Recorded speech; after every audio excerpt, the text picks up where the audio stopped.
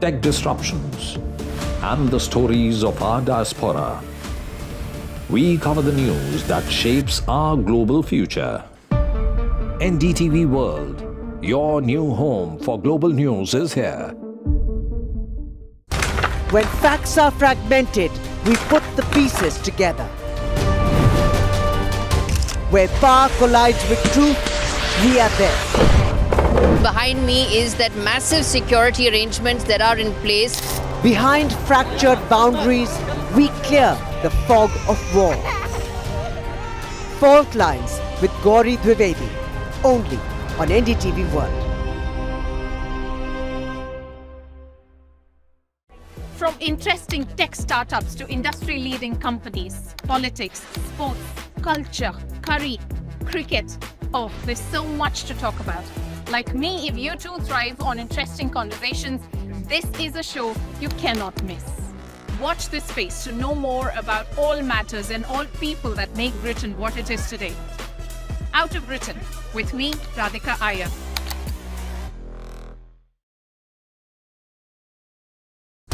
When facts are fragmented, we put the pieces together. Where power collides with truth, we are there.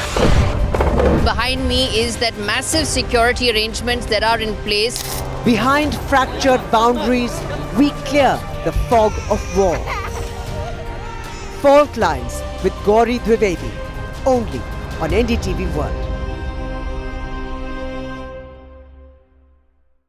In today's interconnected world, India's voice is more crucial than ever. When India speaks, the world listens. At NDTV World, we are that voice, bringing you intelligent and insightful news from India and beyond. From geopolitics and diplomacy to economic shifts, migrations, tech disruptions, and the stories of our diaspora. We cover the news that shapes our global future. NDTV World, your new home for global news, is here. Hello and welcome. We have a very special guest with us here today on the NDTV network for an exclusive interview. It's the Second Lady of the United States, Ms. Usha Vance. Ms. Vance, NDTV की दर्शकों की तरफ से आपको नमस्कार. You know, there's a lot of curiosity about what's going on in your kitchen. Everyone is most interested because the Vice President himself has said that he was a meat and potatoes man until he met you, and then your mother taught him how to cook. So now everyone wants to know, what is it that he cooks for you? Well, he's very experimental. He'll try anything. So he's done everything from chana masala to, has been making a specialty of desserts recently. So our children especially enjoy that. In your home, what does a traditional Indian meal look like? Well, my family is from Andhra Pradesh. And so, they have the most amazing cuisine. Yes, I think so. Although we've been enjoying the food of other areas as well while we're here. So my mother and grandmother are both excellent cooks. And my father, too, actually makes very good dosa, pasaratu, things like that. So, I mean, I think it looks exactly like what you might imagine. You know, sometimes it's very simple and it's sambar and rice and some sort of kura. Sometimes it's a little bit more complicated. And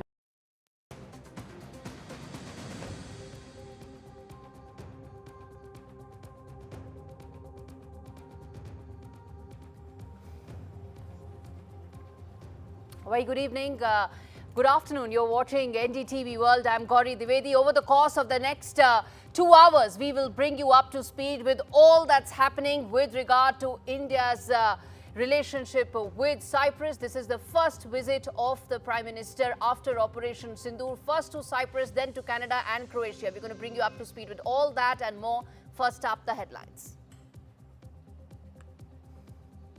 Prime Minister Modi holds roundtable with the Cyprus president, addresses the Indian and Cyprus business leader community, underlines that Cyprus has been a reliable partner to India for a long time.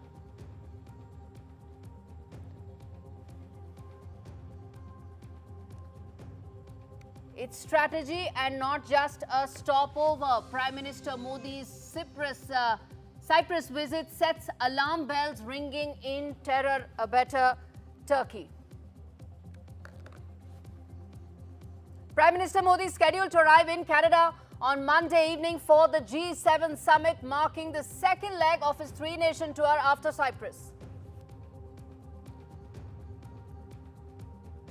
Israel and Iran trade aerial barrages for third consecutive night. US Embassy in Tel Aviv shut for Monday after minor damage from Iranian missile that struck near its branch. Iran responds to India's request for the safe evacuation of over 1,500 Indian students, says though airspace is shut, all land borders are open for safe evacuation of Indian nationals.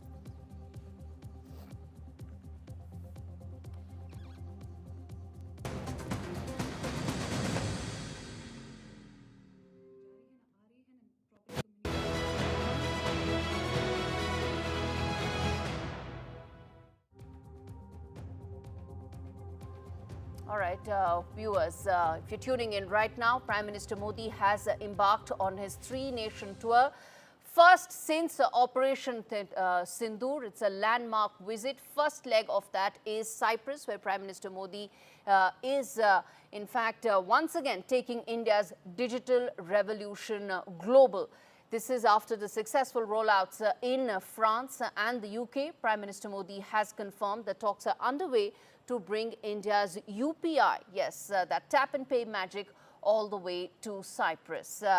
India now powers half of the world's digital transactions, and Cyprus might soon ride that wave as well. In fact, Prime Minister Modi's message was clear. India isn't just building at home, it is shaping the future of global finance. So viewers, if you're tuning in right now, the important part is the PM is in Cyprus. He first held a roundtable meeting with business delegations from both sides.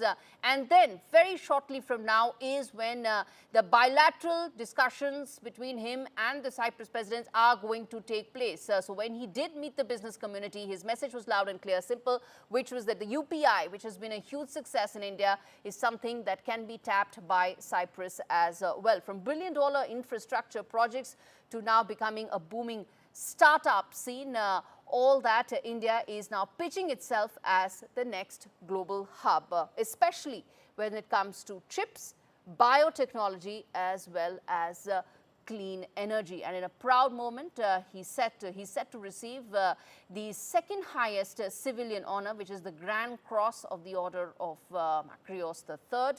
Later today, it will be the Prime Minister's 22nd such accolade. From UPI to diplomacy, the Prime Minister's visit to Cyprus is about strategy, trust, and taking India global. All right, viewers, let's now talk about what exactly is it that the India-Cyprus relationship is now going to be all about. If we were to focus on the big issues, let's put that out for our viewers to see. First and foremost, of course, this is a relationship that goes back to 6 decades. Cyprus is among India's top 10 investors, and between 2000 and 2025, $14.65 billion was the FDI that came into India. Defense, energy, trade pacts are the fulcrum of this growing partnership. The reason why investments in energy as well as shipping and technology are likely to dominate is simply because of the location at which Cyprus sits. It sits at the southern end of the Mediterranean Sea, and that linkage is going to be extremely crucial, and also the fact it is very rich in energy deposits, which is why you see some of those sectors likely to dominate even the conversation that the PM will have very shortly with the Cyprus president as well. The cultural and community ties also is another important aspect that we'll come to in just a bit.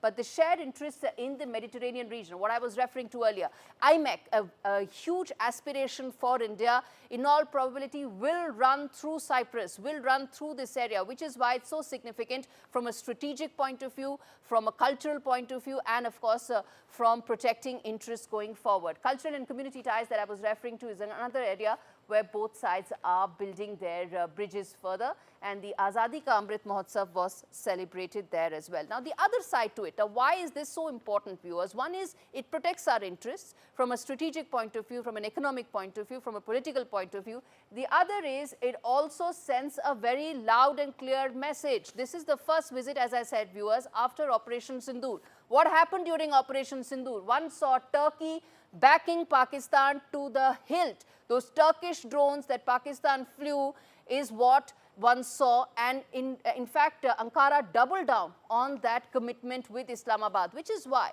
this visit to Cyprus is going to be so important. It is going to allow India to build that anti-terror nexus with Cyprus and also EU. Cyprus takes the EU rotational presidency next year, and this is going to help India rally global support when it comes to Erdogan. And this is the reason, as I said, there are two aspects to this important visit. One, which we talked about, the strategic aspect, and second is this. There are clear geopolitical messages that need to be sent, and this is what is being sent to Turkey, to Ankara, which has been supporting Pakistan all along. And let me now get in my colleague Ghazali, who's going to join us to give us an update as to what all is likely to happen in this.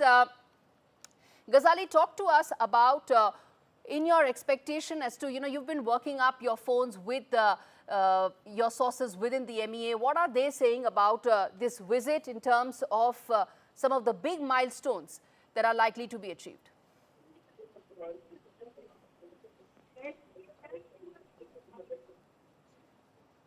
Ghazali, is my voice reaching you?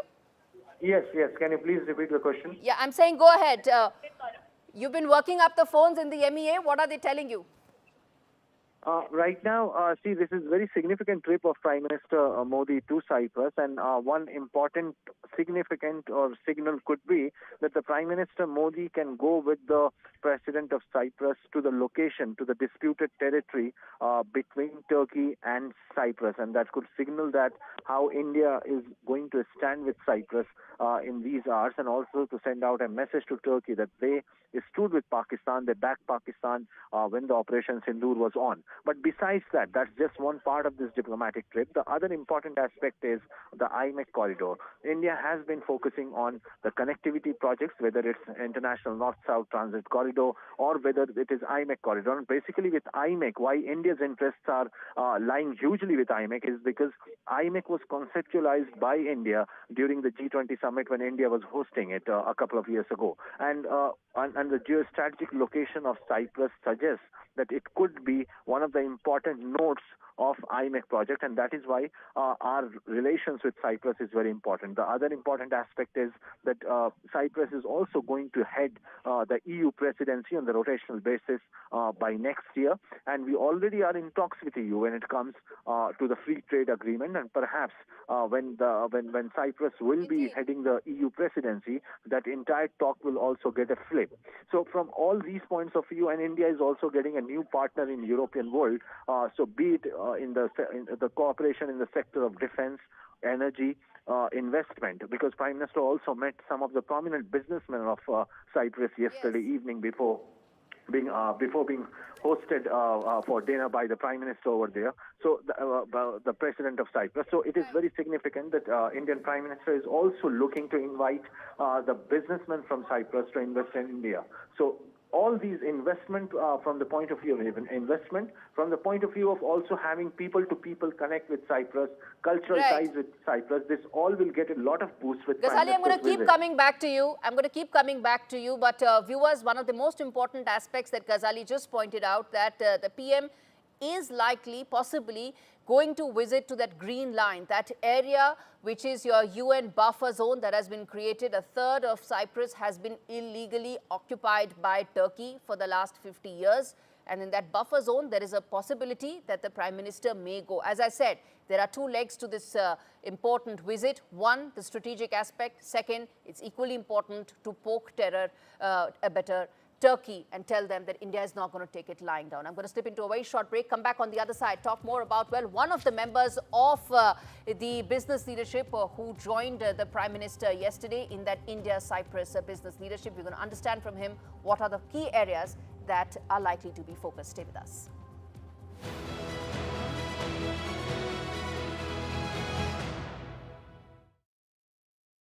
This is an appeal to stop the dirty water crisis. Filming with WaterAid, I've met children like Karim who have to drink water from rivers and holes dug deep into the ground. The water is dirty, filled with germs and disease. That's why I'm asking you to help communities change this picture. You can help bring clean water to a child right now by texting or calling WaterAid to give £2 a month. WaterAid are already working with communities, helping them to install life-saving pipes and taps. With clean water, everything changes. The children are full of energy, full of hope for the future. WaterAid have already brought clean water to nearly 30 million people, but we can't stop now. Today, 1,000 children will die from dirty water, poor sanitation or hygiene. So please text the word water to 85525 or call WaterAid now on 0800 277 0990 to give £2 a month. Discover the finest quality made-to-measure blinds, shutters and curtains at Blinds Direct. A huge selection of beautiful window dressings to suit every room. Handmade here in the UK with a 5-year guarantee for your peace of mind. Order your free samples today and choose your perfect design. Exclusively online, delivered direct to your door. Shop now for 30% off selected products at Blinds Direct. Create your dream home with blindsdirect.co.uk. John from work said it's a lovely hike. Triathlon, John. Right, Rosie, can I have the boots bag? No, I meant the hiking boots bag. Did we not bring it?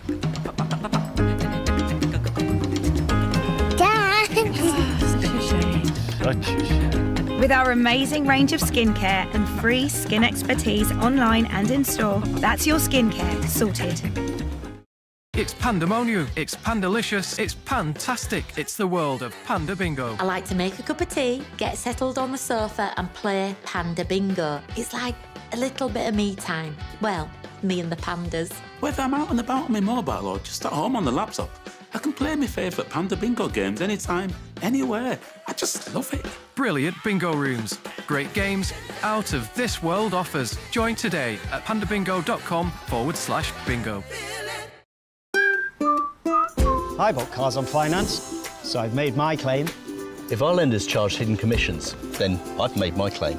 I could be owed thousands. I've made my claim. I've made my claim. I've made my claim. I've made my claim. It's so quick and simple. You could be owed thousands in hidden commissions from vehicles bought on finance since 2007, even without the details. I've made my claim. Trust myclaimgroup.co.uk. Claims made simple.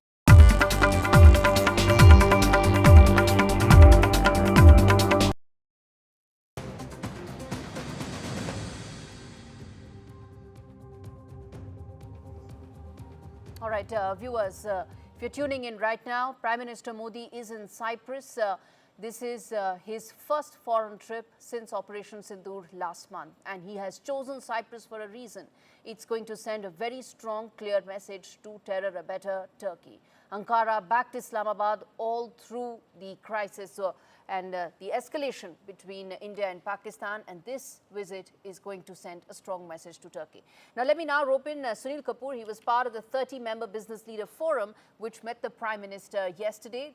In the first day of Prime Minister's visit, there have been business-level delegations that have taken place, and now, shortly, is when the ceremonial welcome is set to take place. Mr. Kapoor, talk to us about the focus in the roundtable discussions that you had. What were the key focus areas from India's point of view when you talk about India-Cyprus business ties?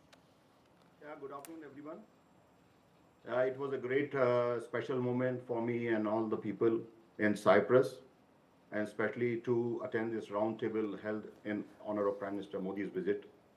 I think this was a rare and historic occasion, and I felt proud to witness this firsthand.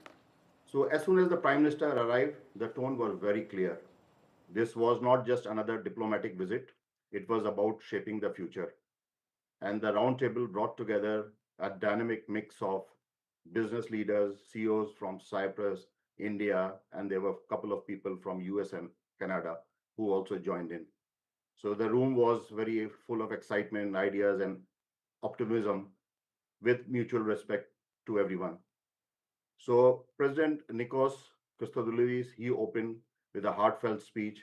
He was talking about his long-standing friendship between India and Cyprus. And he also discussed about something which is forgotten in the history, that at one time in India and Cypriot soldiers fought side by side in the World War II.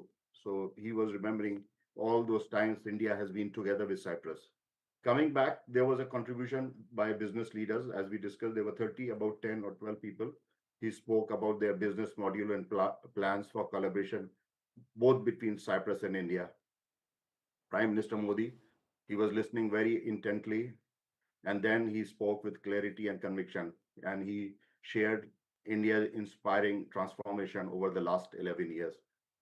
And he highlighted how he has shaped the digital innovation, digital India, the power of India's UPI payment system, where everybody can make payments very easy, and country's now leadership in the AI and tech-driven economy. He also spoke India's Mr. Kapoor, commitment. specifically in terms of India-Cyprus business relationship, which according to you could be the thrust areas from government's point of view?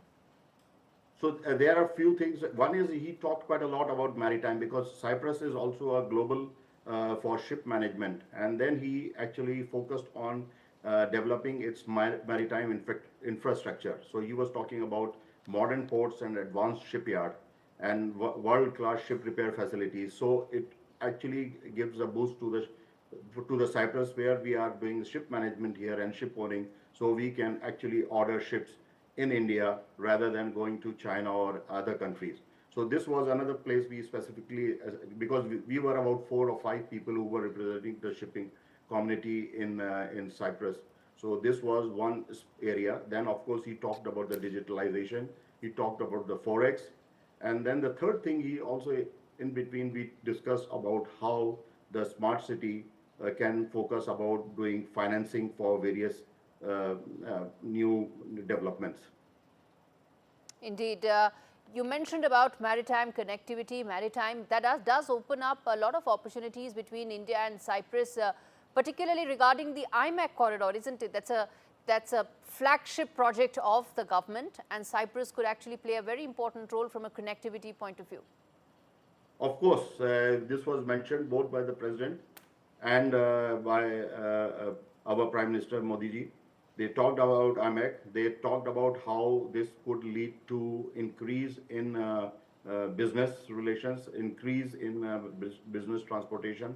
So what actually he came back to stress on one point, he said it's not about the ease of doing business.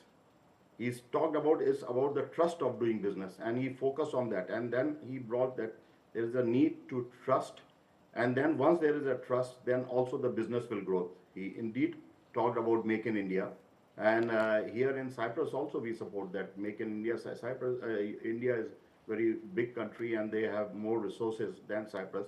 But let's combine together how we can both do business together and be a good partner in the future, so that we can gain from our friendship, a long-lasting friendship, just not something which is very short-term. Lastly, technology and startups is being talked about in terms of a lot of optimism and hope. How do you see that, especially in the backdrop of a startup cooperation forum being set up between India and Cyprus?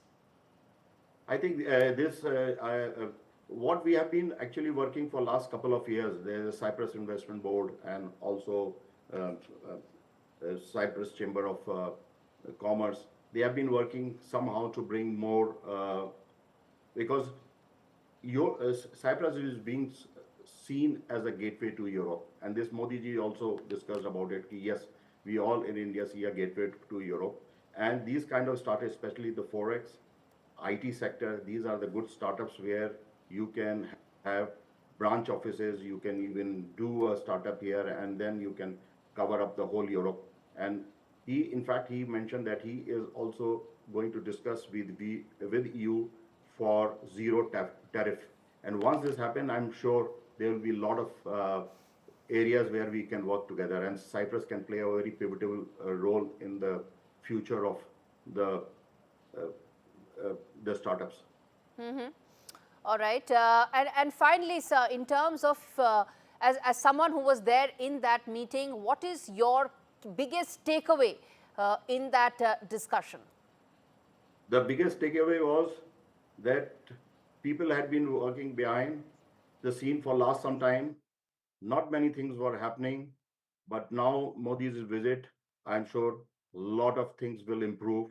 There will be a lot of bilateral discussions, I'm sure, because here I can see in Cyprus there's a genuine sense of excitement.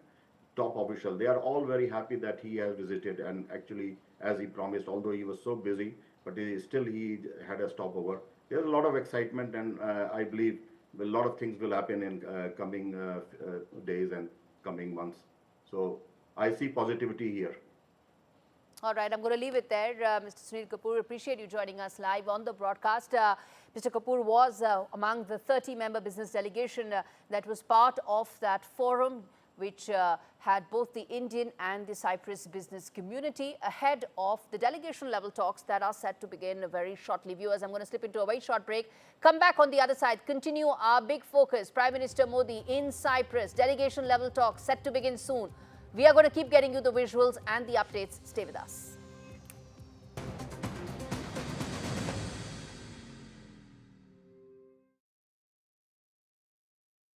Magic family moments deserve the perfect setting. A stylish awning from House is the ideal addition to your outdoor space. Available in a range of colours and finishes, and with the option of integrated lighting and heating, you can enjoy your outdoor space for even longer. Now that is magic. House awnings, made for life.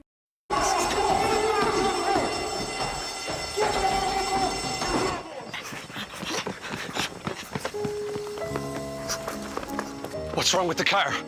It's okay, lads. I'm with the AA. Ah, Bombay mix. Because the AA has more expert patrols across the country, you'll be back on the road in no time. No wonder more people choose the AA. Join today. This is an urgent appeal from UNICEF UK. Children in Gaza are in critical need of food, water and medicine, and we need your help. Families are still at risk. The services they rely on have been destroyed and their lives turned upside down. UNICEF is working non-stop, providing life-saving medical supplies, clean water and fuel to keep services running. But we can't do it without you. To find out how you can help, search UNICEF Gaza or text Gaza to 84915. £39 could provide a family with an emergency water and hygiene kit. Whatever you can afford, your vital gift will help UNICEF keep working with children and families in Gaza to get through this crisis. Search UNICEF Gaza online or text Gaza to 84915 and help bring hope for children caught in this devastating crisis. Thank you.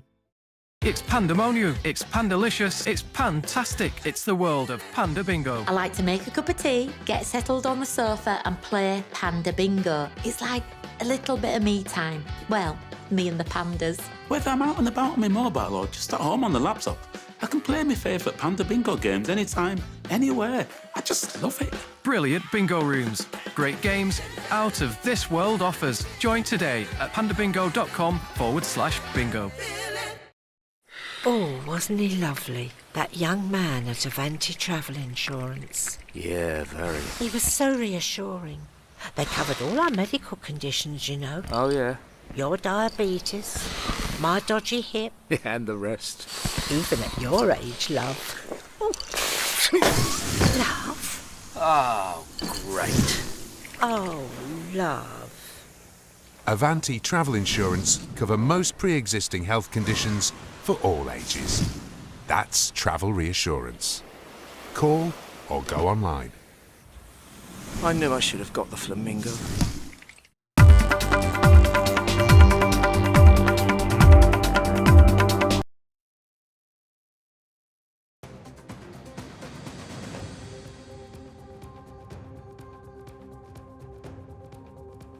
All right, Viewers, if you're tuning in right now, India-Cyprus ties are set to get a fresh boost. On your screens are those visuals that are coming in of the Prime Minister being accorded the ceremonial welcome in Cyprus. This comes after the business level discussions that took place yesterday. The delegation level talks were yesterday, where there was a lot of focus on technology being one, connectivity being one, maritime linkages to be strengthened further. And these are live images that are coming in, visuals of Prime Minister Modi being accorded the ceremonial welcome, and that is the Cyprus president.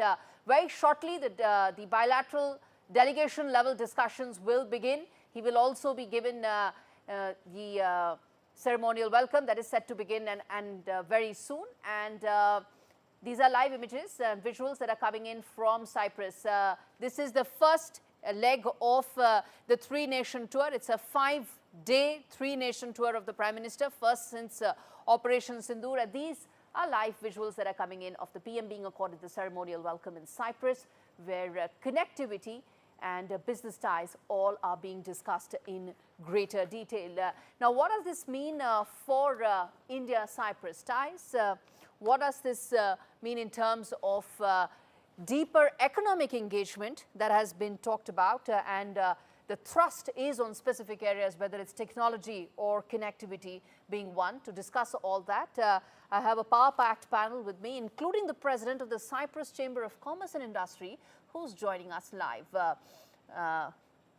Mr. Stavros. Along with him, we have Mr. Ajay Goyal as well, who is an Indian entrepreneur, investor and philanthropist and writer, and he's the founder and owner of Europe's first 5-star yoga-themed sustainable resorts. Mr. Stavros, let me start with you. We're going to keep playing those visuals on our screens that are coming in right now. The ceremonial welcome that is being accorded to the PM. He is in Cyprus, first visit of the PM since 23 years. But I want to understand from you, sir, the business ties that are set to get a fresh impetus with this meeting. In your expectation, what would be that 2 or 3 key areas that you see more focus, more growth likely to take place post this high-profile meeting? Thank you very much. Thank you very much, first of all, for the invitation. But before we start, allow me to convey my condolences to the Indian people for the tragic accident we had a few days ago. For us, it's a very important visit. The Indian Prime Minister, after 23 years, visits Cyprus. The ties of the two nations have always been strong, not only on the political side, but lately, the last decade or so, we started having great economic momentum growing step by step. You mentioned a couple of sectors where this economic development has been taking place: connectivity, shipping especially, maritime in general, I would say. But beyond that, we have other areas now that a lot of work has been done in the background, and the whole thing is really brewing and coming up to give fruits in the sectors of pharmaceutical, green energy, agriculture, academia, and health, and generally education. But for example, yes, a couple of days ago, during this visit, or in preparation for this visit, a very important agreement was signed between the Cyprus Stock Exchange, for example, and the NSE Stock Exchange in Gift City for the cooperation between the two exchanges for the benefit of Cyprus, India, and Europe. This is one of its kind agreements. Now, there is a lot of other areas where a lot of interested entrepreneurs from both sides are working on, and they are not just theoretical, but they are really tangible. And these were explained yesterday in rather detail during our meeting, which it was very encouraging way to see that these meetings are not just meetings for the sake of having meetings, but they are resulting in something really good for the two nations. The the other areas where we want to be involved is obviously we believe that we have a great role to play in the IMEC, in the India, Indeed. Middle East, Europe corridor. Yes. As a member of the European Union, we believe we can act as a gateway for Indian companies into I was coming Europe, to just that, sir. In Africa. I was coming to just that, sir. You mentioned about the MOU. That's a very important part. Mr. Sunil Kapoor also continues to be with us. The MOU that you mentioned between the Cyprus Stock Exchange and the NSE Gift City, that essentially is going to open up a lot of opportunities, particularly with regard to fintech being one, as in technology being one, finance being the other. How crucial do you think that will be in terms of building linkages? I know there's the first and largest bank of Cyprus has opened a branch in Mumbai. The idea being allowing more financial leverage and more financial bridges between India and Cyprus. How do you see that getting a fresh impetus with the MOU between the two exchanges? I do believe it's very important for two aspects. First of all, for its pragmatic contribution to all this, but also for the psychological contribution in the fact that something so important starts. It may take time to develop, but once we started and it has started, then it will develop into something unique. It's a coordination between the two stock exchanges for putting documents for trading, if you like, in the European courtyard. So that's very important. Now, with the Eurobank, also one of the biggest banks in Cyprus, opening a branch in India, where we expect, with some luck, that all the licenses will be obtained pretty fast, and by the end of the year, we will have it operational. That will contribute tremendously in promoting also the technologies that are available right now in the two markets in the banking sector. And that by having the banking sector coordinating, that means the entrepreneurs will be assisted in their own joint ventures and coordinations. Indeed. I'm going to, sir, ask you about India's ambitions with regard to the renewable sector. That is, I think, a very important aspect. But before that, I want to quickly get in one word from Mr. Kapoor on the aspect about the Gift City MOU being signed. Mr. Kapoor, how much do you think that will open up gateways in terms of greater fintech cooperation between India and Cyprus? Actually, I would change it because I'm more in the marine industry, and we discussed this because I'm now a ship owner and an entrepreneur, and we discussed about how Gift City can help us. And one of the things which came to us that they can easily finance us to buy ships. So it will actually help everybody in this party that they can finance us, we buy ship which will be run from Cyprus, and then the maintenance and other things can be done in India. So this is a win-win situation for everybody. And not only this will be a startup, that there will be much more business coming in the shipping industry, and there could be a boom here in Cyprus with respect to ship owning. So one aspect of shipping funds which will come, and of course it will be easy for other people who are starting up their technology or their own startups here. They can access to easy financing from India rather than from other places, especially Europe or US. Right. Ajay Goyal is also with us. Mr. Goyal, your first thoughts on the meeting that took place, your key takeaways from that high-powered discussion. And before I come to you, Mr. Goyal, I want to quickly now reflect the visuals that are coming in live right now, which is Prime Minister Modi said to hold bilateral discussions with the President of Cyprus. Those are visuals that are coming in. Remember, this comes after the business talks that have taken place. Now there are restricted delegation level discussions that are taking place right now. And the joint statement that will come out after this is going to be extremely important. Expectation is focused on maritime, renewable, IMEC. Those could be the key areas. And on the strategic aspect, terror and the fact that Turkey, the terror abatter, is also likely to feature in some form or the other, is the expectation. Yes, Mr. Goel, go ahead, finish the point that you were making.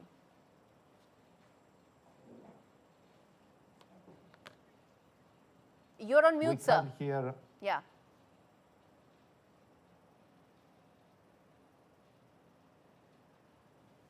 So I'm unmuted. I hope you.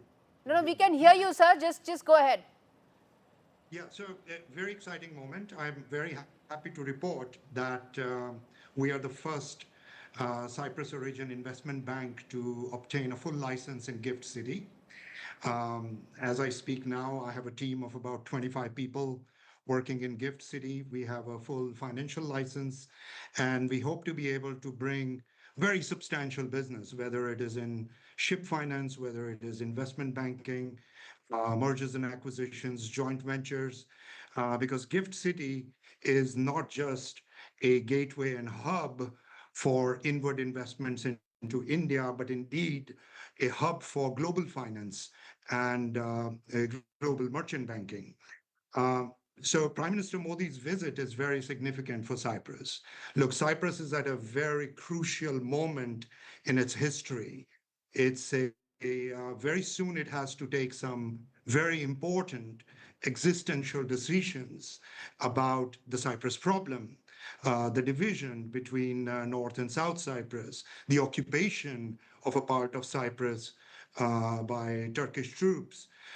Very soon, Cyprus has to decide whether it will continue on a path of negotiations for a diplomatic, peaceful solution for unifying the country, or whether Turkey will get its way and get a separate state declared in the northern part of Cyprus. So the support that today Prime Minister Modi has demonstrated to Cyprus, which has always been consistent and robust. I've been in Cyprus for almost 35 years.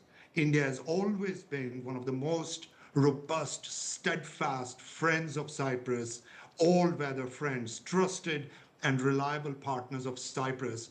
And we all recognize that a lot of antipathy that India experiences from Turkey is because of India's support for Cyprus. So for Prime Minister Modi to come at this critical juncture to Cyprus at a critical moment in the history of Cyprus is a very strong message that India will stand by Cyprus in however Cypriot people choose their destiny and how they choose to go forward in the solution to the Cyprus problem.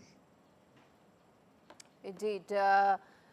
Stavros, let me come back to you in terms of the political aspect of this entire visit as well. That is equally important, and that includes some of the geostrategic ambitions that India has in that entire region.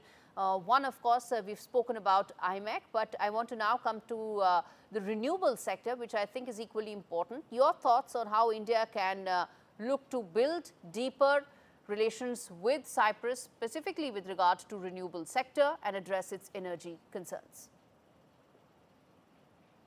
Well, as Mr. Goya said, the relationship between India and Cyprus go back since the independence of Cyprus. Let's not forget that India was one of the first countries to recognize the independence of Cyprus, and that friendship continues to today. And as you said, not only on the economic, but also on the political side. And for Cyprus, it is very important to have the support of India on the political side as well. Now, on the renewable energy, and Cyprus is looking into expanding the cooperation, and there is a lot of technology that can be used in the renewable energy side. And that was discussed yesterday in the forum as well. And this is something that we continue to discuss and explore the technologies in place that can help the entrepreneurs from both sides to benefit their own countries first, and then together to continue into other areas as well, into other geographical areas as well. So yes, we continue the study, cooperation, and development of the technology on the renewables together. We have companies that work together both here in Cyprus, but also in India. And we are aware of joint ventures that have been set up together to develop this sector. In addition to that, though, one other area, very important, I would like to stress, is that we have a very strong double tax treaty between our two nations that was written back in '94 and then updated in 2016. This double tax treaty gives the opportunity for companies outside Cyprus and India to utilize corporate structures within Cyprus and invest billions of dollars into India, creating jobs in India. And we are aware of right now that there are developments to the extent of about $7 billion in India, offering jobs to over 100,000 people in India through these double tax treaties that would not have made these investments into India, even if it wasn't for this ability to utilize the double tax treaties. So this is very important cooperation between the two nations, and we need to keep them strong and work on them. Mm-hmm. All right. Mr. Goyal, then let me ask you this, that as you mentioned some of the other aspects that are going to be extremely important, what according to you is likely to be the highlight of the India-Cyprus business ties over the course of the next 3 to 5 years? I think we in Cyprus have to catch up with the speed of growth and development and very innovative, futuristic developments that have been taken place in India. So after 35 years outside India, we looked at Gift City and we said, well, this is going to be one of the great global hubs of finance. And as Cyprus has somewhat lost its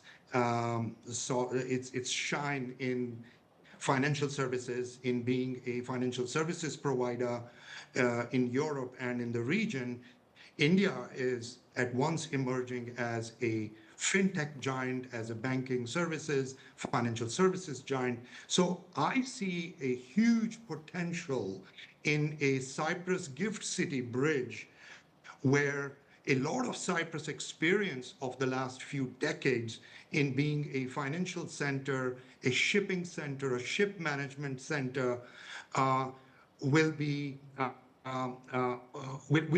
to a lot of partnerships, especially in Gift City, where, the ideas of double taxation and all sort of are mute, because Gift City is a tax-free jurisdiction.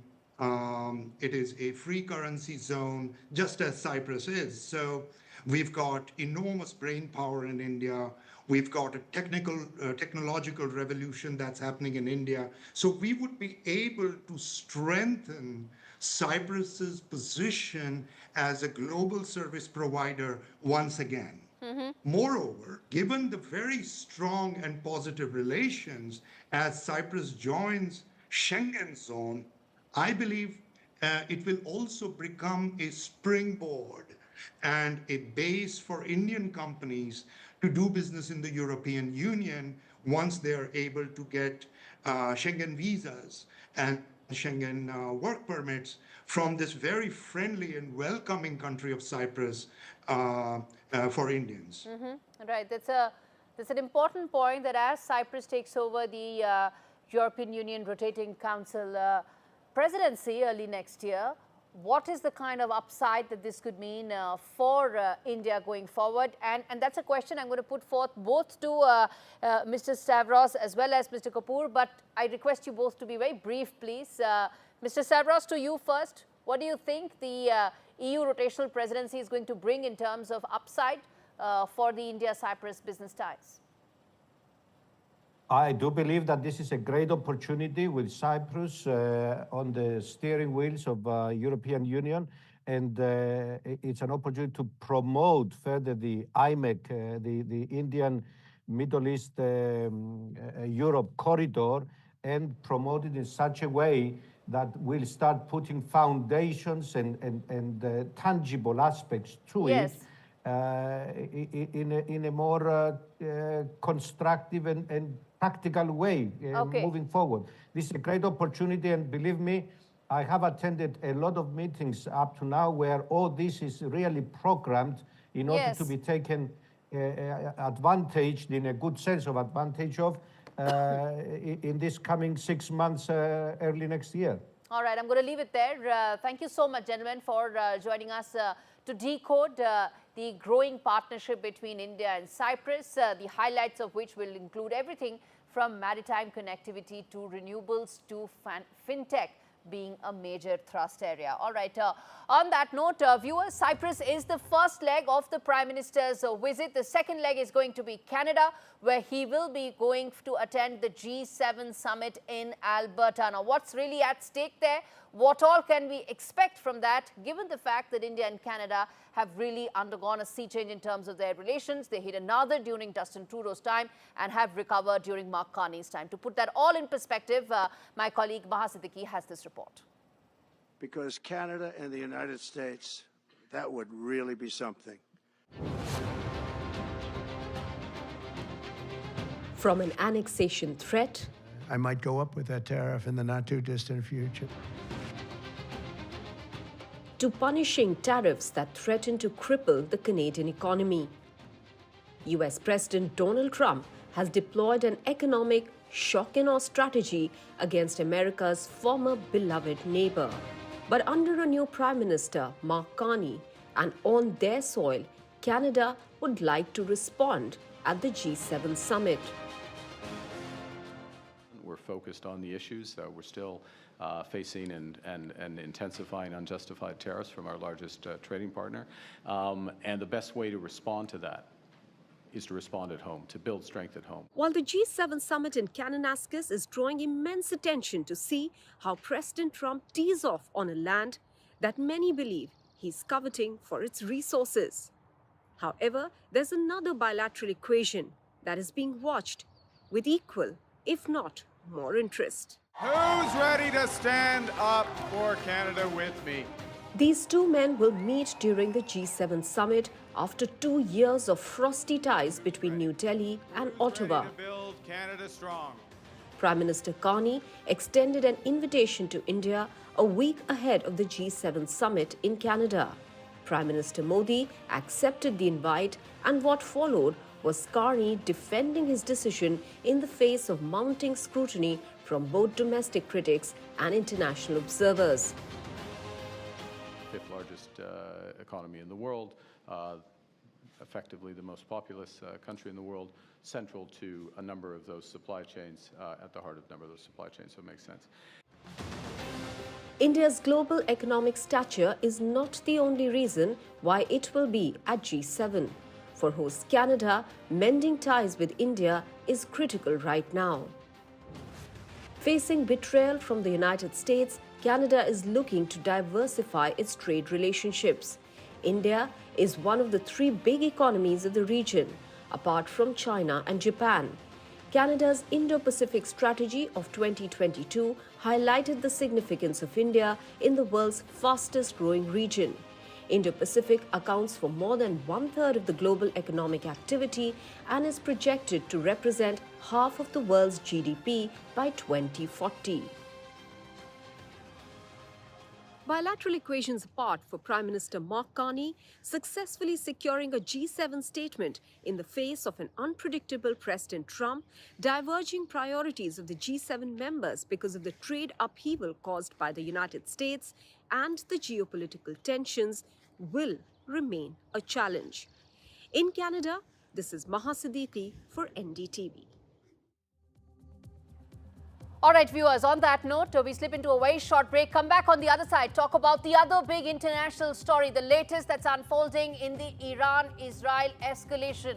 3 days of bombardments. It looks like it is going to now engulf possibly the entire region in a larger conflict. We decode that and more. Stay with us. Discover the finest quality made-to-measure blinds, shutters and curtains at Blinds Direct. A huge selection of beautiful window dressings to suit every room. Handmade here in the UK with a 5-year guarantee for your peace of mind. Order your free samples today and choose your perfect design. Exclusively online, delivered direct to your door. Shop now for 30% off selected products at Blinds Direct. Create your dream home with blindsdirect.co.uk. Get that lucky cow feeling with luckycowbingo.com/bingo. The site that's bursting with beautiful bingo games. That's luckycowbingo.com/bingo.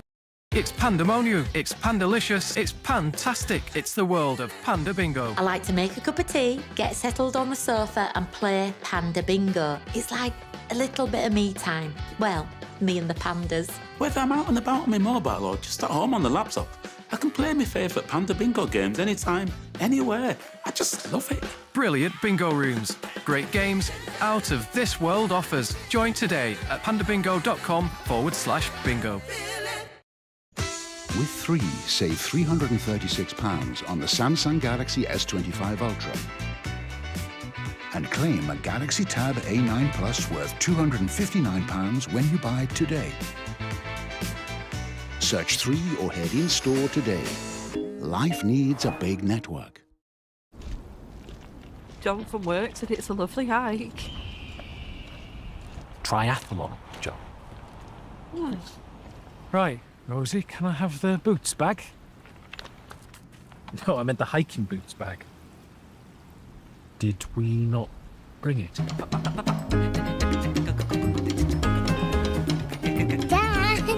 Such a shame. Such a shame. With thousands of lower prices at Boots, that's your summer sorted. How long's it been then? We met about 8 years back. What? Yeah, serious relationship. He has this way of looking into my eyes. Knows how to treat me. Gentle, considerate. Did I tell you he owns his own business? I think he's going to pop the question. Better or worse? Better. Our opticians and audiologists own their stores, so your care is their business, which can make them rather popular. Apparently, he's seeing half the town. Book an appointment today. दावत जब दिल में थोड़ी बेकरारी और ढेर सारा प्यार हो, कुछ खास करने का अरमान हो, किसी अपने के आने का पैगाम हो, जब केसर ज़ाफ़रान से ज्यादा छोटी-छोटी कोशिशों से घर महका, मेज पर खाने से ज्यादा बनाने वाले का दिल सजा हो, जब मेहमान नवाजी में कोई कसर बाकी ना हो, तब जान लो घर में आज दावत है. दावत. Bring out your finest. Discover the finest quality made-to-measure blinds, shutters and curtains at Blinds Direct. A huge selection of beautiful window dressings to suit every room. Handmade here in the UK with a 5-year guarantee for your peace of mind. Order your free samples today and choose your perfect design. Exclusively online, delivered direct to your door. Shop now for 30% off selected products at Blinds Direct. Create your dream home with blindsdirect.co.uk. Get that lucky cow feeling with luckycowbingo.com/bingo. The site that's bursting with beautiful bingo games. That's luckycowbingo.com/bingo.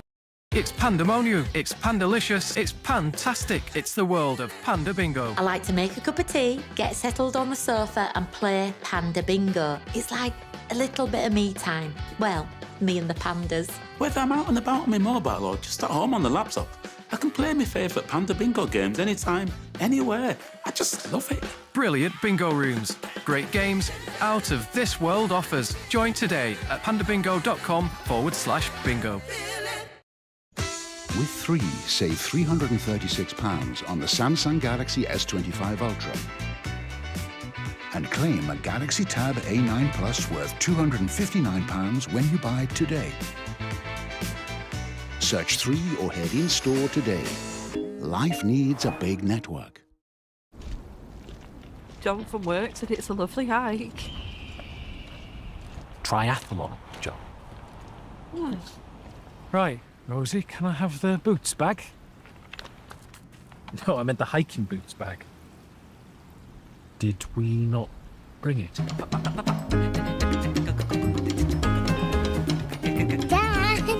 Such a shame. Such a shame. With thousands of lower prices at Boots, that's your summer sorted. How long's it been then? We met about 8 years back. What? Yeah, serious relationship. He has this way of looking into my eyes. Knows how to treat me. Gentle, considerate. Did I tell you he owns his own business? I think he's going to pop the question. Better or worse? Better. Our opticians and audiologists own their stores, so your care is their business, which can make them rather popular. Apparently, he's seeing half the town. Book an appointment today. I bought cars on finance, so I've made my claim. If our lenders charge hidden commissions, then I've made my claim.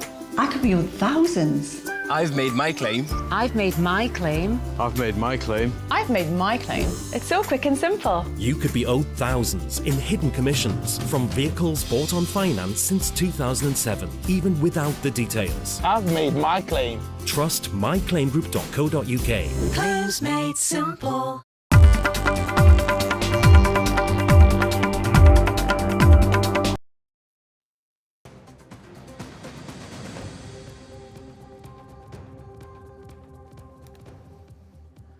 Viewers, this is India Global. The next 30 minutes, we are going to bring you up to speed with the regional conflict that's taking place in Israel, between Israel and Iran, and threatening to engulf the wider region. But first up, we get you the headlines.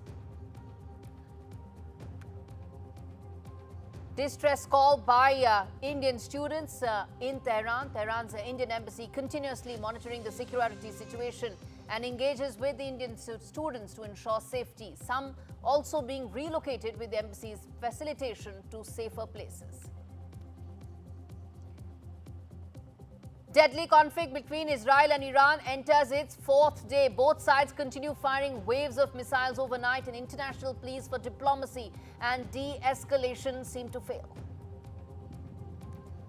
5 killed, 90 hurt as Iranian missiles strike central Israel. Searches through rubble ongoing. Israel claims killing Iranian intel chiefs and opening assault air corridor to Tehran.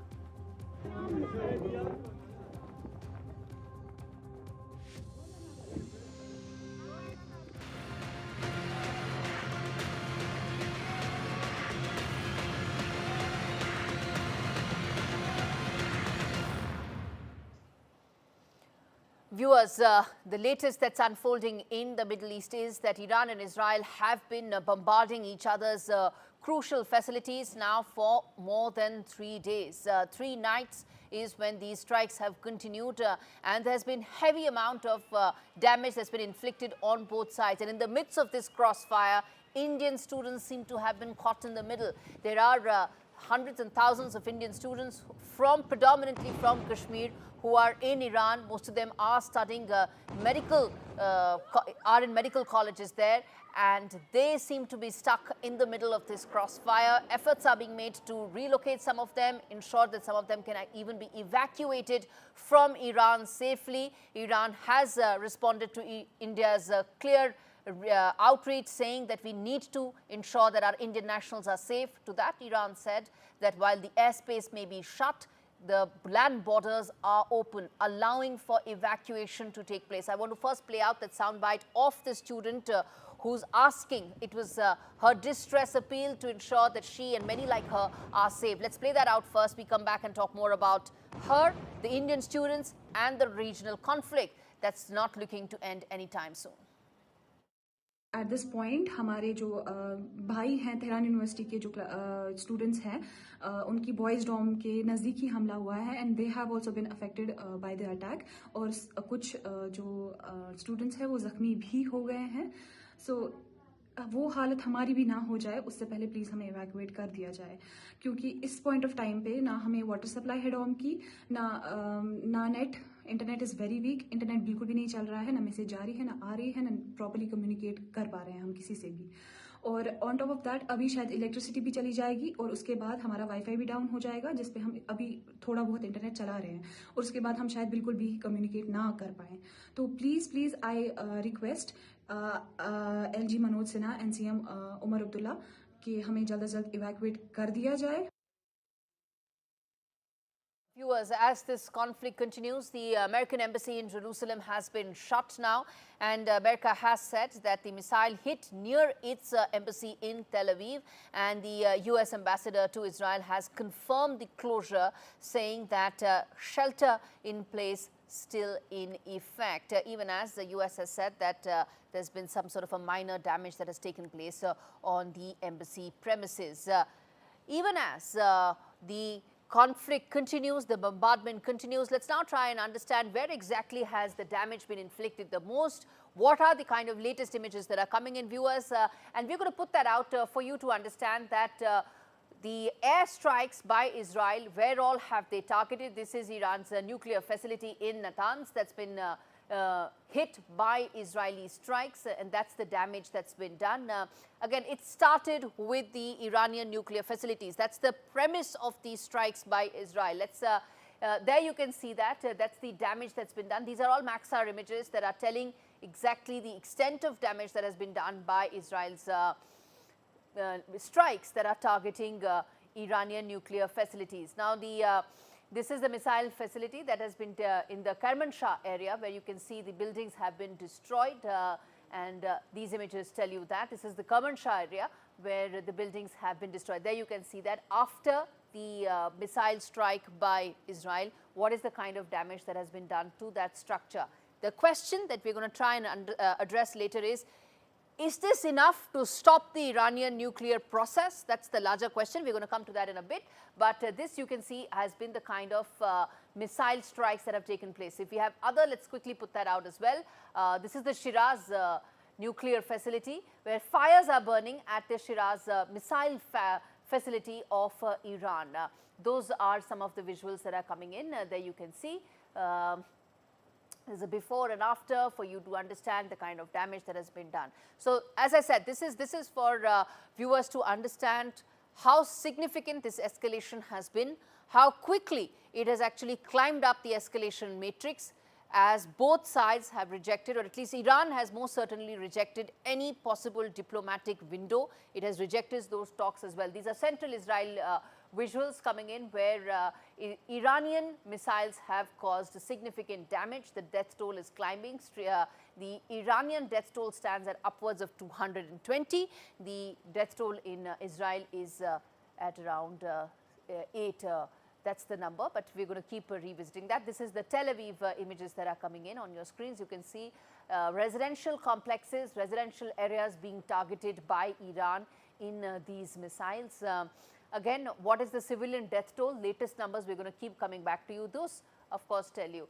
Before we move any forward, let me quickly now play out this soundbite of Benjamin Netanyahu, Israeli Prime Minister, in the wake of the Iranian missiles that seem to indicate that this conflict may escalate from here. Listen in. הטייסים הנפלאים שלנו מעל טהרן. טהרן בוערת. אבל אנחנו מכוונים לא לאזרחים, אם כי אמרנו להם להתפנות. הם מתפנים. בפינוי המוני. זה קורה עכשיו. אתם לא שומעים את זה, כי האיראנים מסתירים את זה. אבל זה מה שקורה. אבל הם, לעומת זאת, הם תוקפים, מפציצים את האזרחים שלנו. בתמרה, בתל אביב, בראשון לציון, ברחובות, בכל מקום.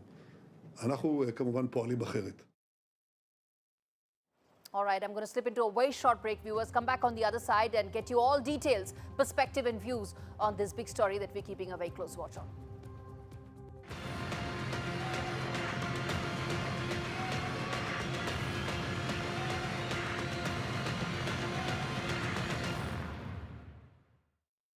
Discover the finest quality made-to-measure blinds, shutters and curtains at Blinds Direct. A huge selection of beautiful window dressings to suit every room. Handmade here in the UK with a 5-year guarantee for your peace of mind. Order your free samples today and choose your perfect design. Exclusively online, delivered direct to your door. Shop now for 30% off selected products at Blinds Direct. Create your dream home with blindsdirect.co.uk. This is an appeal to stop the dirty water crisis. Filming with WaterAid, I've met children like Karim who have to drink water from rivers and holes dug deep into the ground. The water is dirty, filled with germs and disease. That's why I'm asking you to help communities change this picture. You can help bring clean water to a child right now by texting or calling WaterAid to give £2 a month. WaterAid are already working with communities, helping them to install life-saving pipes and taps. With clean water, everything changes. The children are full of energy, full of hope for the future. WaterAid have already brought clean water to nearly 30 million people, but we can't stop now. Today, 1,000 children will die from dirty water, poor sanitation or hygiene. So please text the word water to 85525 or call WaterAid now on 0800 277 0990 to give £2 a month. Dom from work said it's a lovely hike.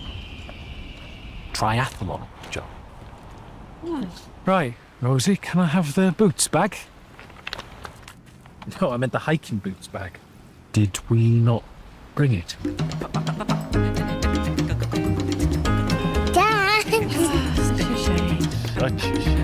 With our amazing range of skincare and free skin expertise online and in store, that's your skincare sorted. With 3, save £336 on the Samsung Galaxy S25 Ultra.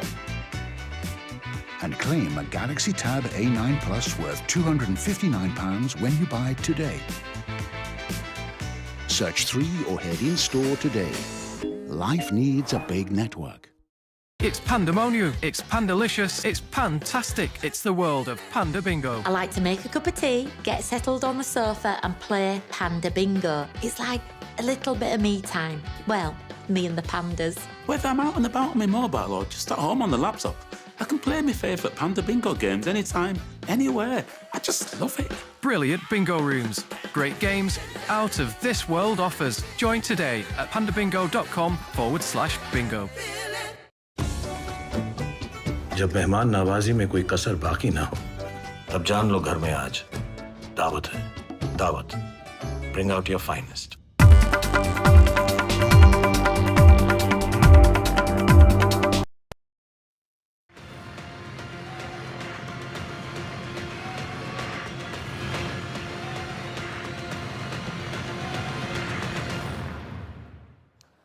All right, viewers, let's now quickly get in an important voice to decode this from here on. Dr. James Dorsey, he's a journalist and a Middle East expert, joins us on the broadcast.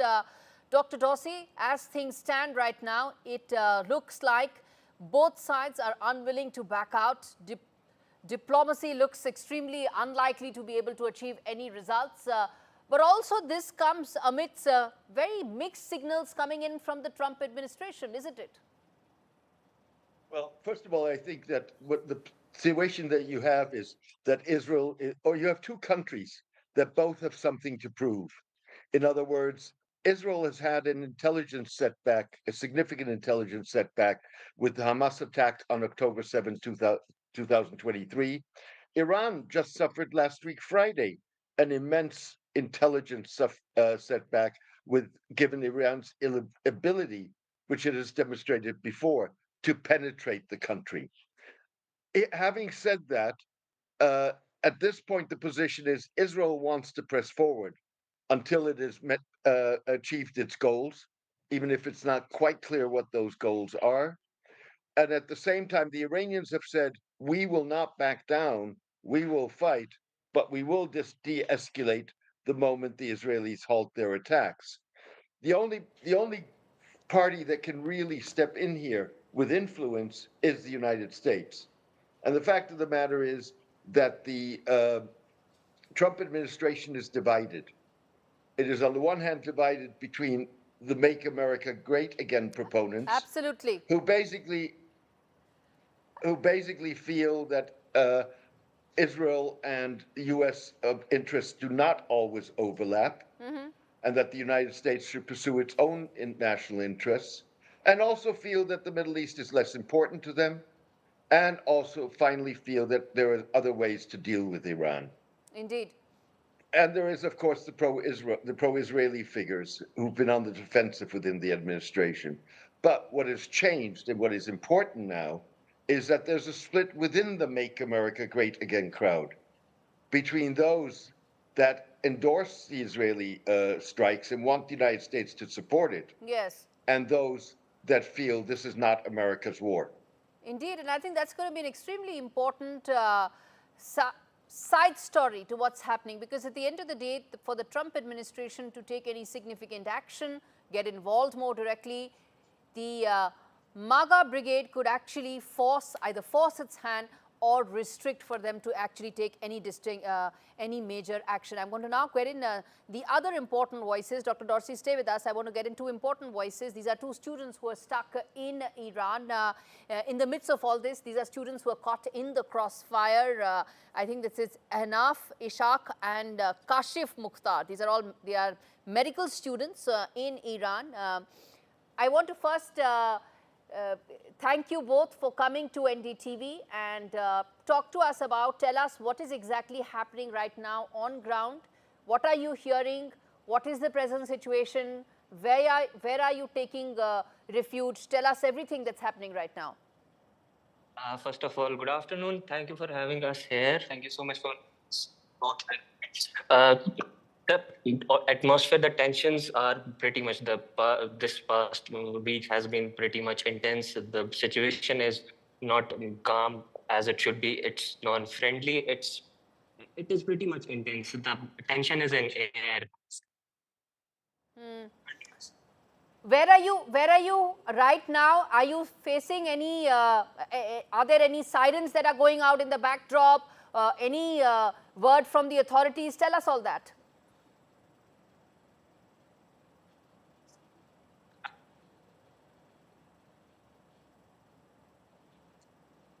Okay, I can barely hear you, sir.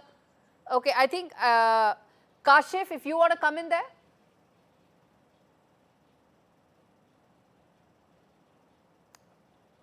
Okay, I think let's get in Hanaf then to Hanaf.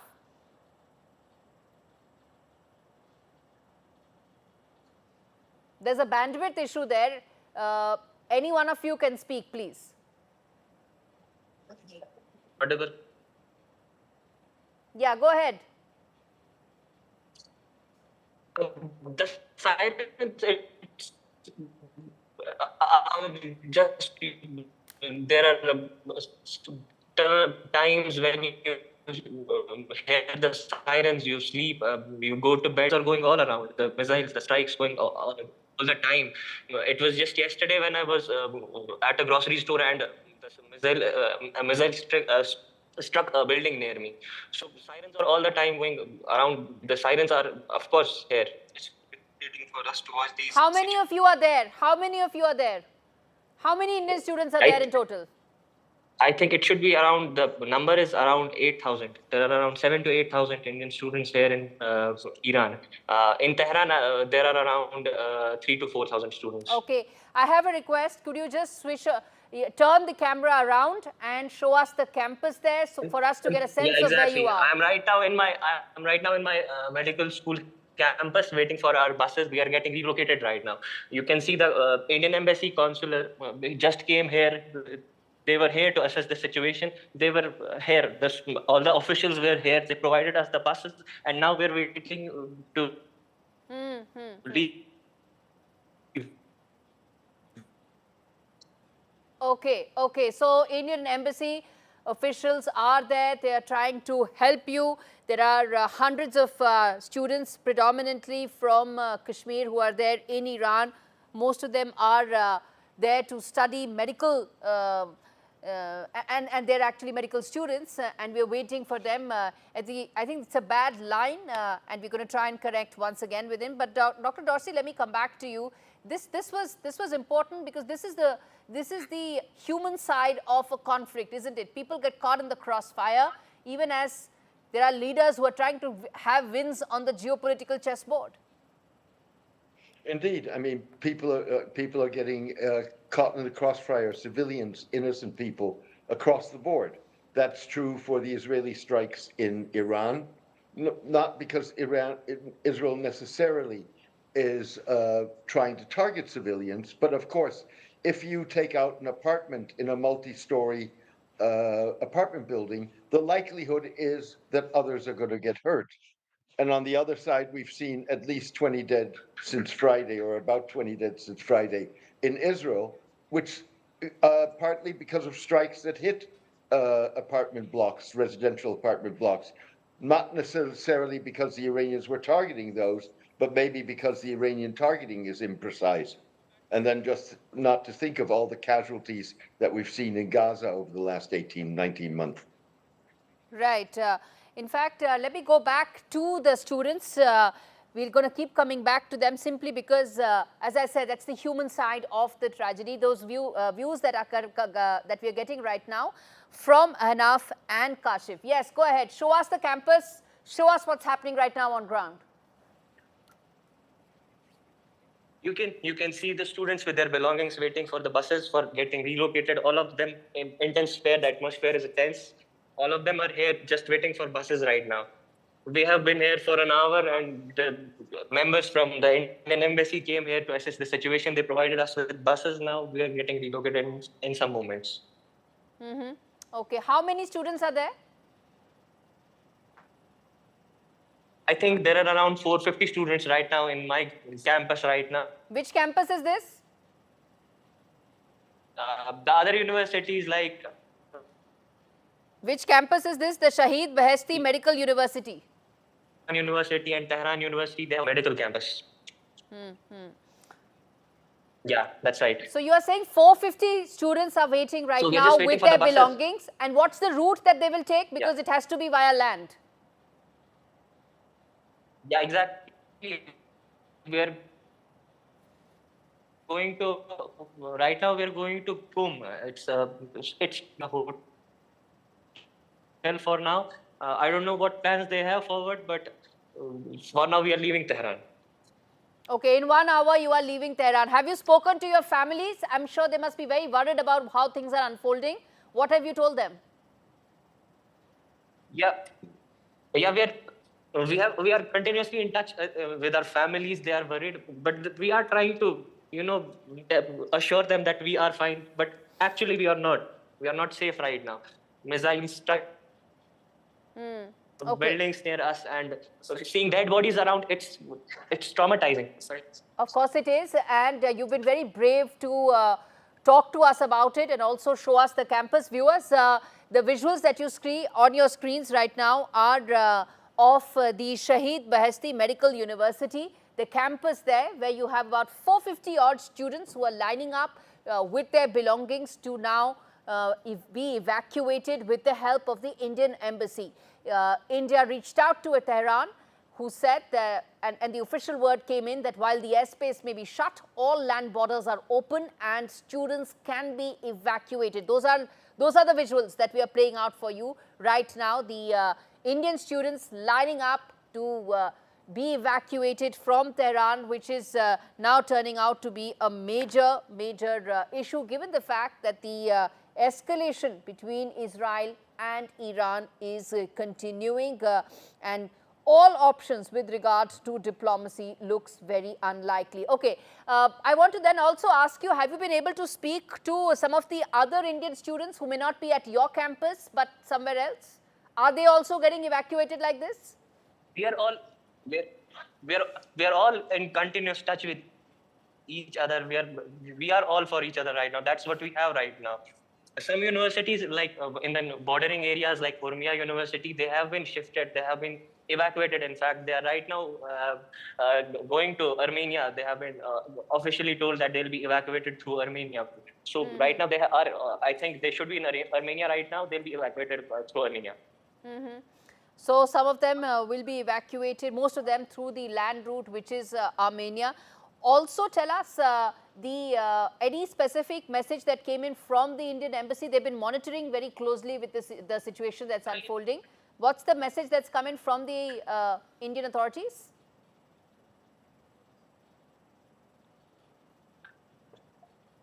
They started, I would say they started to act a bit late. We were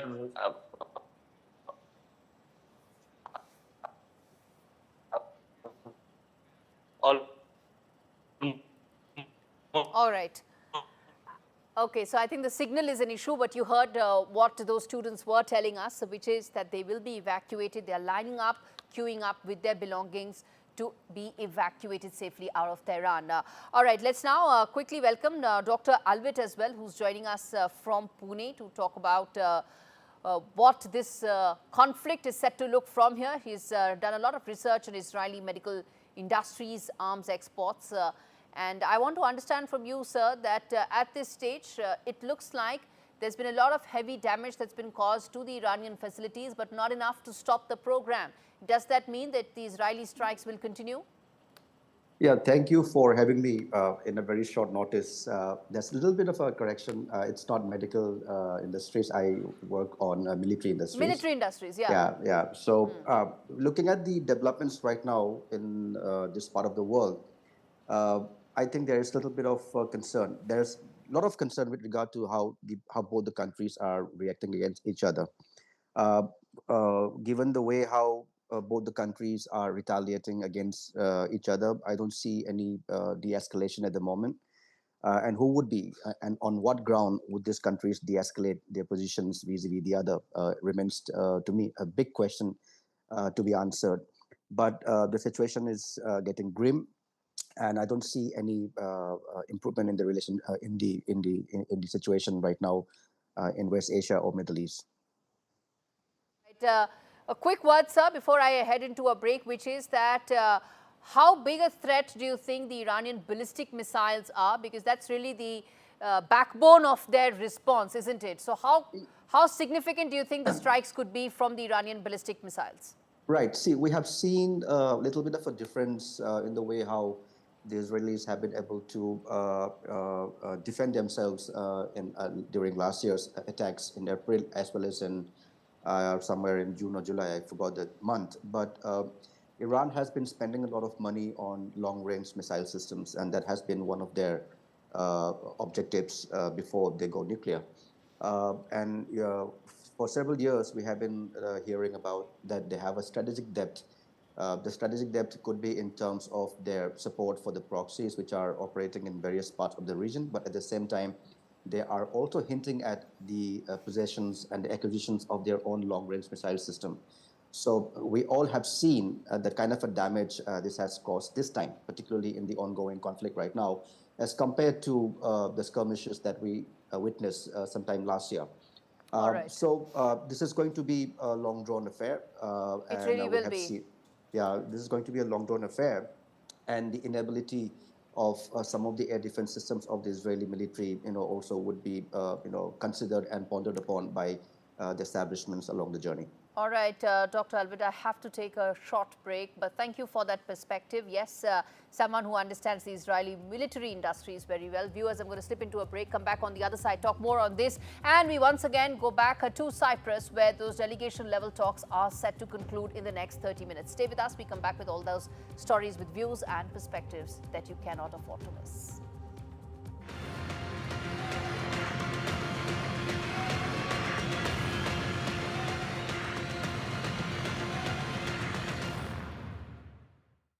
How long's it been then? We met about 8 years back. What? Yeah, serious relationship.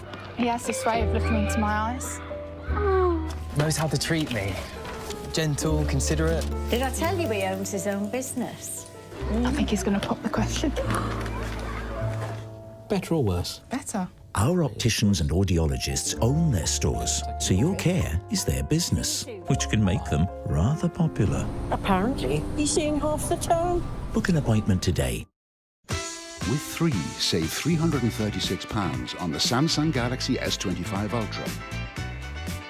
And claim a Galaxy Tab A9 Plus worth £259 when you buy today.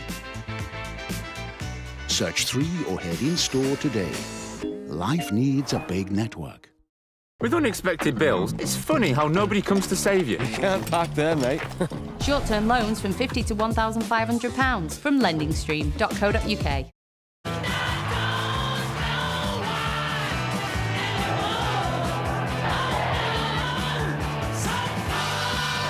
The UK's first human heart transplant has been completed, supported by the British Heart Foundation. We were a noisy generation, but it might be something quiet we do that becomes our greatest legacy. Leave a gift in your will to the British Heart Foundation and fund groundbreaking research that could help save millions of lives. Search BHF Wills. Visit bingoaliens.com/bingo for a cosmic range of bingo games, taking bingo to another dimension at bingoaliens.com/bingo. With Post Office Over 50s life cover, enjoy peace of mind knowing your family will receive a guaranteed payout when you're gone. UK resident 50 to 80, you're guaranteed acceptance. No health checks and from just £1.15 a week. Plus free 24/7 GP access with the health and wellbeing benefit. Purchase and receive a £125 gift card for amazon.co.uk, Tesco or M&S. Visit postoffice.co.uk/over50s. Someone's happy. Get that lucky cow feeling with luckycowbingo.com/bingo. The site that's bursting with beautiful bingo games. 75 ball bingo. Even 90 ball bingo. Fill your bingo boots today. Get that lucky cow feeling at luckycowbingo.com/bingo or download the Lucky Cow Android app from the Play Store. We know travel can be confusing, so let us inspire you. Welcome to Qatar. Experience it all. World-class hospitality, diverse landscapes from city to sea, and fly there with the Airline of the Year 2022, Qatar Airways.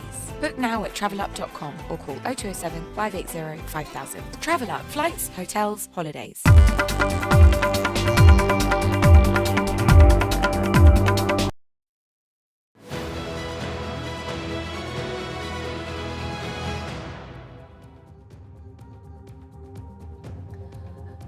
Viewers, Prime Minister Modi is on a 3-nation, 5-day tour. The first leg of that is Cyprus, which is set to conclude very shortly. Right now, the delegation level talks are on. Statements, the joint statement that will come in will focus on the strategic, political and other aspects of a relationship that's only getting strengthened. The second leg of Prime Minister Modi's tour is Canada, where he will be going to attend the G7 summit. We're going to talk about that and much more over the course of the next 30 minutes in terms of what all could be the key milestones that we are going to watch out for India, and what could be the clear messaging that India is giving to all its neighbors. Let's quickly now tell our viewers that the G7 summit is the group of 7 of the most industrialized nations in the world, and that is going to take place in Alberta very soon.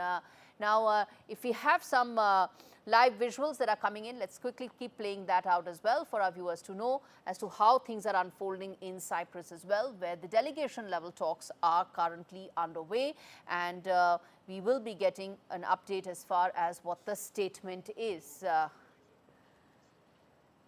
Okay, let's quickly now play out this report that has all the latest updates in terms of the G7 and why it matters.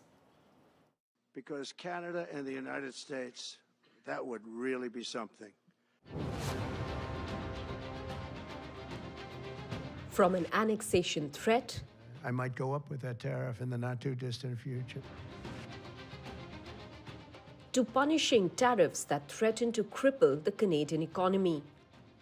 US President Donald Trump has deployed an economic shock and awe strategy against America's former beloved neighbor. But under a new Prime Minister, Mark Carney, and on their soil, Canada would like to respond at the G7 summit. We're focused on the issues. We're still facing and intensifying unjustified tariffs from our largest trading partner.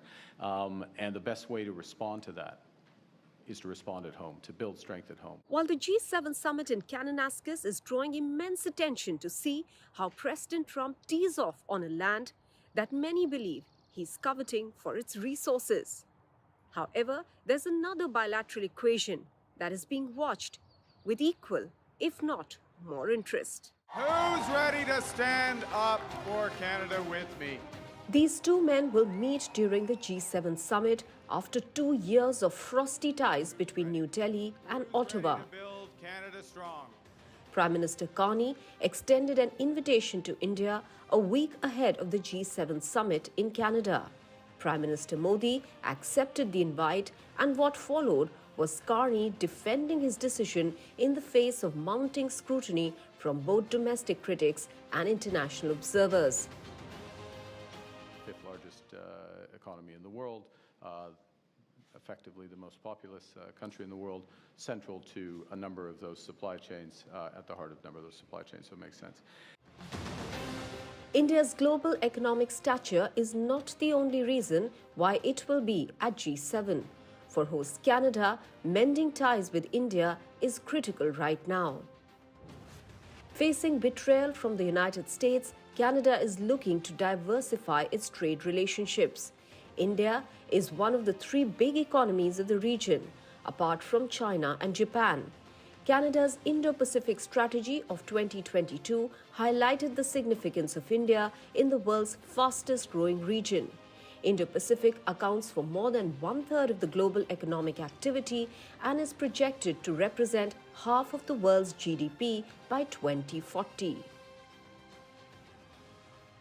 Bilateral equations apart for Prime Minister Mark Carney, successfully securing a G7 statement in the face of an unpredictable President Trump, diverging priorities of the G7 members because of the trade upheaval caused by the United States and the geopolitical tensions will remain a challenge.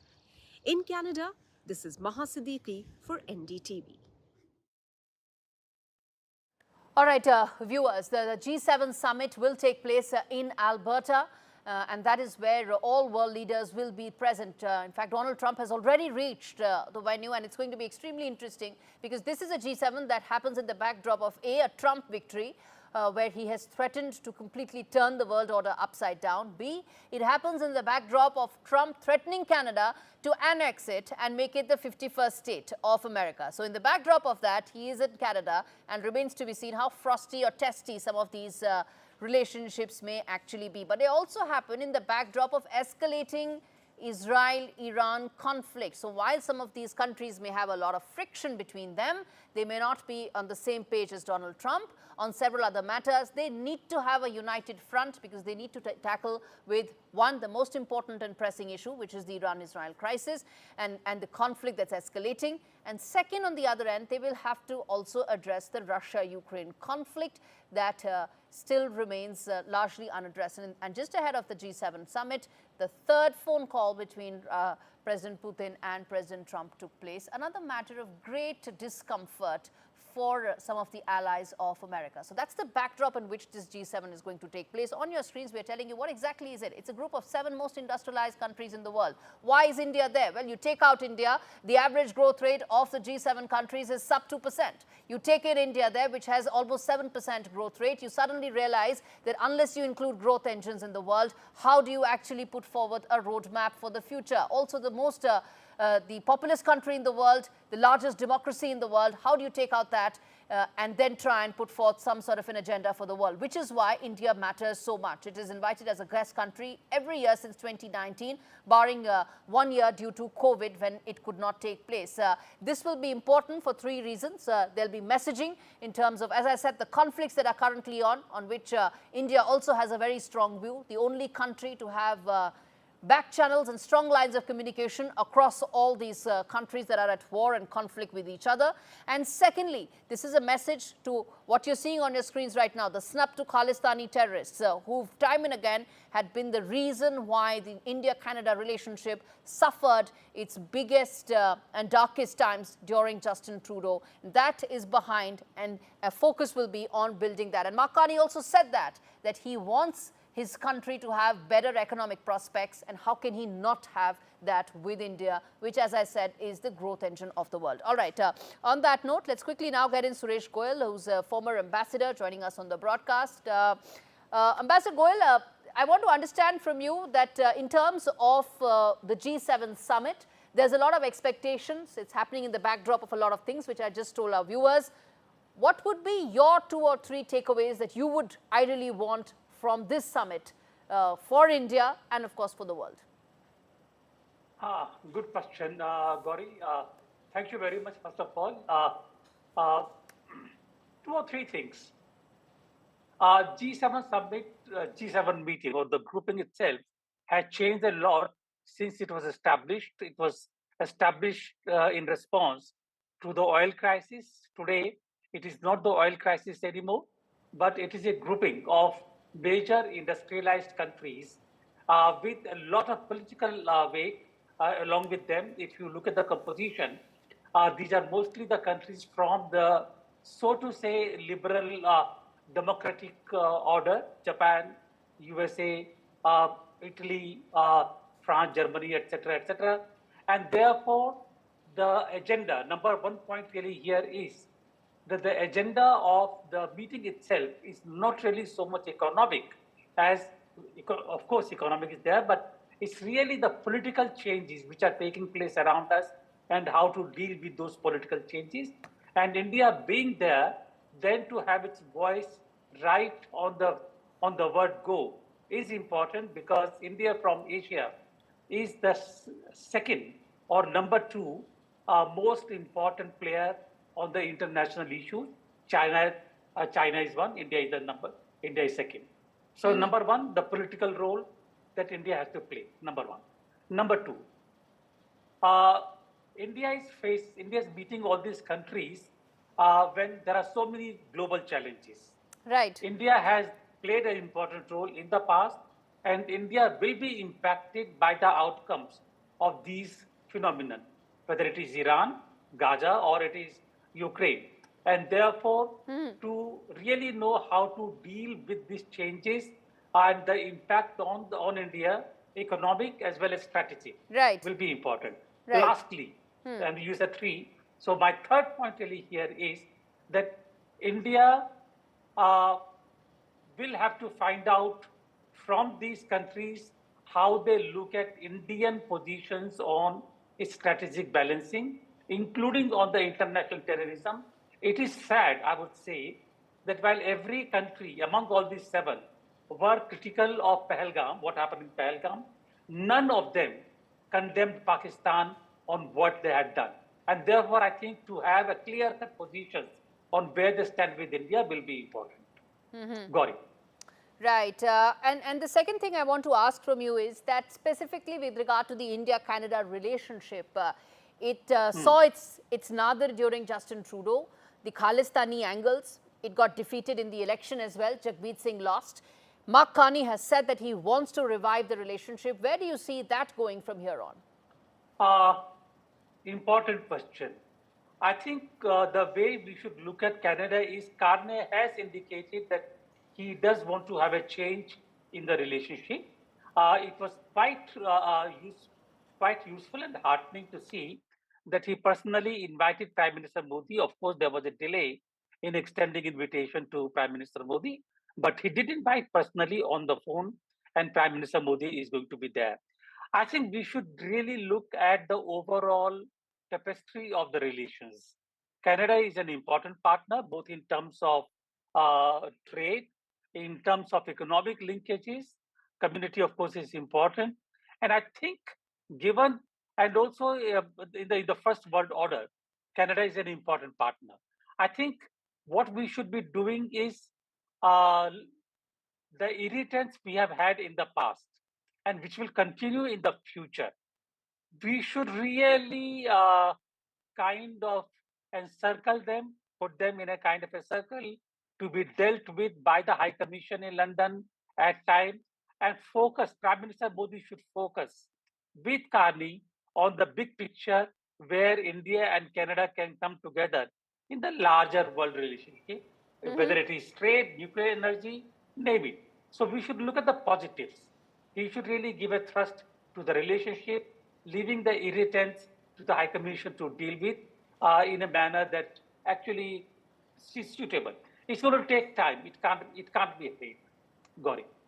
All right, I'm going to leave it there, Ambassador Goyal, and we're going to keep talking about this as the PM heads to Canada. On that note, viewers, it's time for a quick break. We return on the other side with the latest that's unfolding in Cyprus, where the delegation level talks are set to conclude very soon. Stay with us.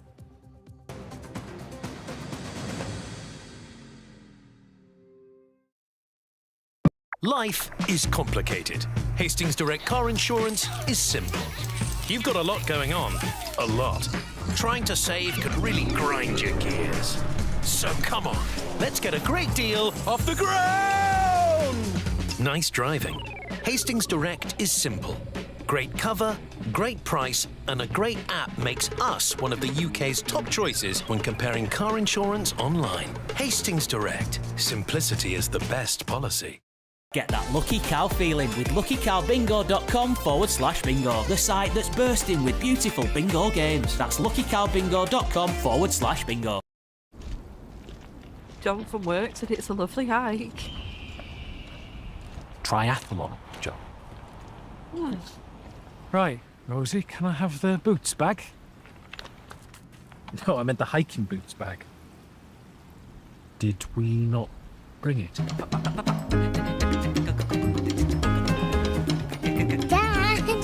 Such a shame. Such a shame. With thousands of lower prices of boots, that's your summer sorted. Discover the finest quality made-to-measure blinds, shutters and curtains at Blinds Direct. A huge selection of beautiful window dressings to suit every room. Handmade here in the UK with a 5-year guarantee for your peace of mind. Order your free samples today and choose your perfect design. Exclusively online, delivered direct to your door. Shop now for 30% off selected products at Blinds Direct. Create your dream home with blindsdirect.co.uk. With 3, save £336 on the Samsung Galaxy S25 Ultra. And claim a Galaxy Tab A9 Plus worth £259 when you buy today. Search 3 or head in-store today. Life needs a big network. I bought cars on finance, so I've made my claim. If our lenders charge hidden commissions, then I've made my claim. I could be owed thousands. I've made my claim. I've made my claim. I've made my claim. I've made my claim. It's so quick and simple. You could be owed thousands in hidden commissions from vehicles bought on finance since 2007, even without the details. I've made my claim. Trust myclaimgroup.co.uk. Claims made simple. दावत जब दिल में थोड़ी बेकरारी और ढेर सारा प्यार हो, कुछ खास करने का अरमान हो, किसी अपने के आने का पैगाम हो, जब केसर ज़ाफ़रान से ज्यादा छोटी-छोटी कोशिशों से घर महका हो, मेज पर खाने से ज्यादा बनाने वाले का दिल सजा हो, जब मेहमान नवाजी में कोई कसर बाकी ना हो, तब जान लो घर में आज दावत है। दावत, bring out your finest.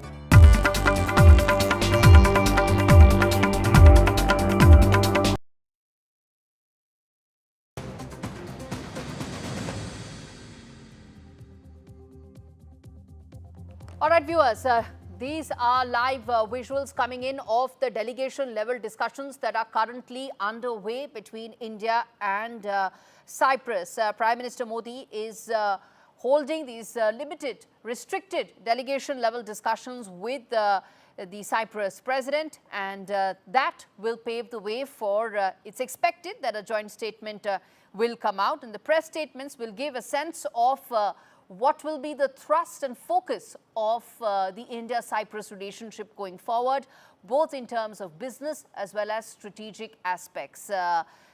These visuals are coming in live. On the Indian side, you can see there's the Foreign Minister, Dr. Jaishankar, Foreign Secretary Vikram Misri, as well as National Security Advisor Ajit Doval. And that on your screens are the delegation from the Cyprus side. This Okay, I'm told Vishal is with us to give us a sense of an update on these visuals. Vishal, what's expected? What's likely? Well, this visit is already quite key when it comes to India's foreign policy. We've been talking about this for a while now. India wants to isolate Turkey on the international stage. This could be one of the reasons why PM Modi decided to visit Cyprus. Cyprus and Turkey have had a fraught relationship for a while now. There have been many campaigns that both the countries have conducted against each other. There's also the angle of separatism. So India wants to have a good relationship in the region because that's a key region, as we've been talking about. That's a Mediterranean Sea region, a key shipping route. There's also the region is also full of natural resources. So all of that will come into the picture because India is looking for allies across the globe. India already has allies across the globe, but India is improving upon those ties and trying to have new frontiers, new friends, and this is an initiative in that direction itself. And PM Modi has visited Cyprus, and this is the first time in the last 20 years that any Indian PM has visited the tiny island nation. even though it's tiny, it holds strategic influence because as we've been talking about the natural resources and the shipping industry there, and also the Indian diaspora there, it's numbering from 14 to 20,000. So that tiny nation has a lot of Indian origin people there. So there's a lot of connect between India and the nation that's quite far away from India. Indeed. Viewers tuning in right now, on your screens are those live visuals that are coming in of the delegation level discussions that are currently underway between India and Cyprus. On the Indian side, you can see the Prime Minister, National Security Advisor, Foreign Minister and the Foreign Secretary, and likewise their counterparts on the Cyprus side as well. What is expected, the press statements that will come out will give a sense of the thrust and the focus of the India-Cyprus relationship here going forward. On the economic and strategic sides, Vishal, there is likely to be focus on the Mediterranean connectivity, the IMEC corridor, focus also on fintech, given the fact that there's an MOU signed between GIFT City and the stock exchange in Cyprus. But I guess it's the importance of the snub to Turkey that is the single most important geopolitical takeaway of these visuals on our screens, isn't it? Well, that's true because we all know that in the wake of Op Sindoor, it was revealed that Turkey had supported Pakistan and Pakistan's drone operatives. Many Turkish drone operatives had flown to Pakistan to extend their helping hands. So that is what India objected to. That at a time when the whole world was almost isolating Pakistan, Turkey chose to support it, and also some Turkish drones were spotted over Indian skies. So that was one of the main reasons why Turkey has been boycotted heavily from the Indian side. A lot of Turkish firms have been blacklisted on Indian soil. A lot of people have been, refused entry into Indian soil from the Turkey side. So all of that has been happening, and India, as I mentioned, wants to isolate Turkey, wants to isolate nations associated with Pakistan on the international stage. So this is a step in that direction, visiting Cyprus, which lies really close to Turkey. Right. So viewers, Greece, Turkey and Cyprus have been engaged in a very long war. Turkey, in fact, illegally occupies a third of Cyprus territory, something on which talks have gone but haven't progressed at all. In the backdrop of that, this visit, the first visit after Operation Sindoor, is to Cyprus. That's the big headline here. The first visit of the Prime Minister is to Cyprus, a country which has an uneasy relationship with Turkey because Turkey occupies a third of Cyprus's territory. So this has a very strong messaging there, and along with that, the several strategic aspects to it. And I want to come to that as well, Vishal, because the IMEC corridor, the Mediterranean connectivity, that I think could be a very large long-term boost for India, and also India's aspirations to be a regional heavyweight when it comes to geopolitical and geoeconomic strategies. Exactly right. And IMEC, the world has its eye on IMEC because India will play a key part in it. That IMEC corridors will cover India to the Middle East and rest of the world. It will be a multi-trillion-dollar project is what experts have suggested. It will take some time to be completed, but India and the Middle East will have a key role in that. And just to talk about India-Cyprus ties, there has been a history between both the countries. There have been regular exchanges at the top level. In 2022, Jaishankar visited the island nation. In 2019, PM Modi met Cyprus president in US. In 2018, the then President Ramnath Kovind visited Cyprus. So there's a list of Indian leaders visiting Cyprus and Cyprus leaders visiting India. So this back and forth of friendship has been going on, and this is yet another step in consolidating that old friendship. And let me now focus on the EU presidency that will come to Cyprus in the first half of 2026. It has a direct impact on the messaging when it comes to Cyprus has been a very, very strong votary of India's position when it comes to terrorism. It has been a very strong votary of India's position on Kashmir, and also backs New Delhi completely. So when Cyprus takes the rotational presidency of the European Council next year, it has several impact, doesn't it, on the political side and also, of course, on the EU-India trade talks that have been progressing, but yet to, of course, close. That's exactly right. And India has been doing these FTAs, taking step in the direction of signing FTAs across the globe. Recently, India signed an FTA with UK, one of the attractive destinations for consumers on both sides. So an FTA with EU will be, on the top agenda of Indian administration as well. And positive steps have been taken in that direction. EU chief recently hinted that there could soon be a deal between India and EU in the ranges of FTA. So that will have to be seen. There is some time in that, but it's been happening. And also, India is set to sign FTA with US, is what the reports have been suggesting. So FTA, through FTAs, India has been reaching out to multiple countries. And when Cyprus is at the helm of affairs at EU, India's newfound consolidated relationship with Cyprus will definitely play a role. Yeah. And I'm going to wrap this up right here. Vishal, thanks much for joining us on that big story, viewers, that we're going to keep coming back to with all details, all updates on your screens, viewers. If you're tuning in right now, are those latest visuals that are coming in of the Prime Minister's visit to Cyprus, delegation level talks that are currently underway. The press statement is what we are awaiting. That will give a sense of the direction and the trust areas of this partnership going forward. Message to Turkey, also likely to fit into India's larger geopolitical game plan, where it sees itself playing a major role in the Mediterranean Sea and the Mediterranean region. Also fits in well, Cyprus fits in well for India's aspirations of the India, Middle East, Europe corridor, which is the counter to China's BRI, which is all about debt, and this is all about development. On that note, well, viewers, on that note, a quick break. News and updates continue on the other side. Stay with us.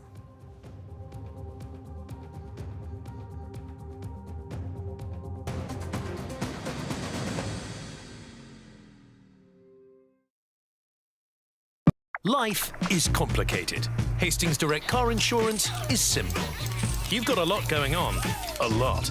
Trying to save could really grind your gears. So come on, let's get a great deal off the ground! Nice driving.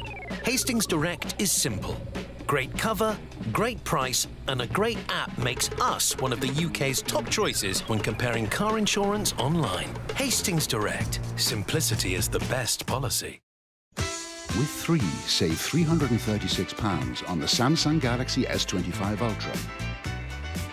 And claim a Galaxy Tab A9 Plus worth £259 when you buy today.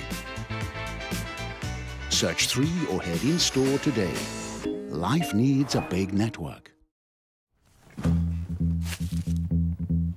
Message delivery dans le Royal. Pacing every 20 minutes, s'équiper to the train now. And voila.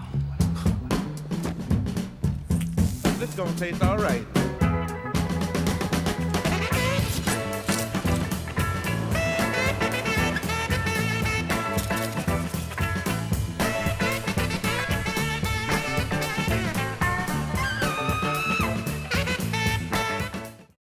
And here's the dining room. There's a lovely garden, plenty of room for a trampoline. It's beautiful. Our relationship with money is formed from a young age. Nice to meet you both. Well, we've seen a house we really like. That's why we're here to help you take control and find a mortgage that suits you, whether you're buying, moving, or looking for a better rate.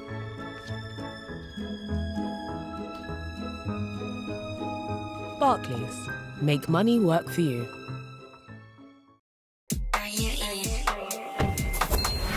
The all-new Hyundai Insta 2025 World Electric Vehicle.